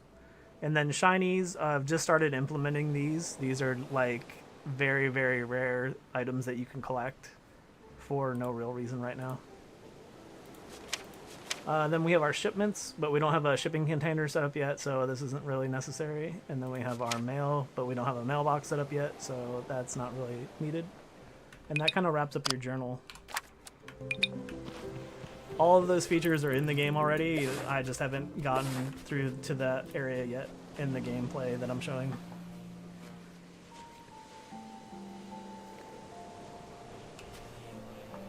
Really cool to see all this stuff in action apart from the videos and social posts. Thanks for the sneak peeks. I hope you like showing off as well. Yeah, I think a lot of people haven't seen the game like actually being played.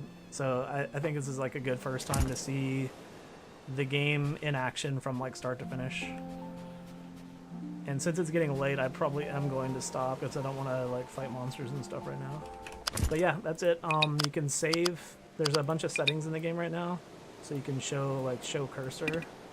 If you want to see like a cursor on screen so you know exactly where you're at on the grid, you can do that. And that's just kind of there. You can change dialogue speed, you can change some stuff with fishing, you can change how much the camera shakes, you can invert the zoom. You can change how pin tasks and stuff work. Just a lot of different little settings in here so far. Yeah, definitely want to have gamepad controls and everything in here. Everything is set up pretty much to work with just the keyboard, so that should work pretty easily with the gamepad. I haven't actually tested controllers out lately, but I did have the game fully working with controller like probably a year ago, so I'm gonna probably have to update a lot of stuff to make sure that works with all the new features. But I fully intend to have controller support 100% with rebinding all of the keys.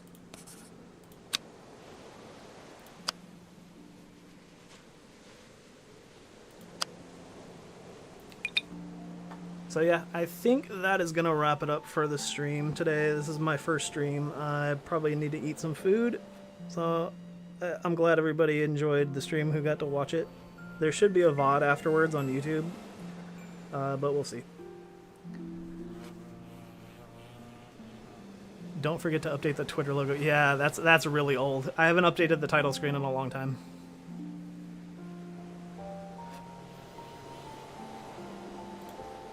Alright guys, I think that's it from me. Thanks for watching. Don't forget to like and subscribe and follow the social media stuff if you want more updates on the game. You can find all those links in my profile.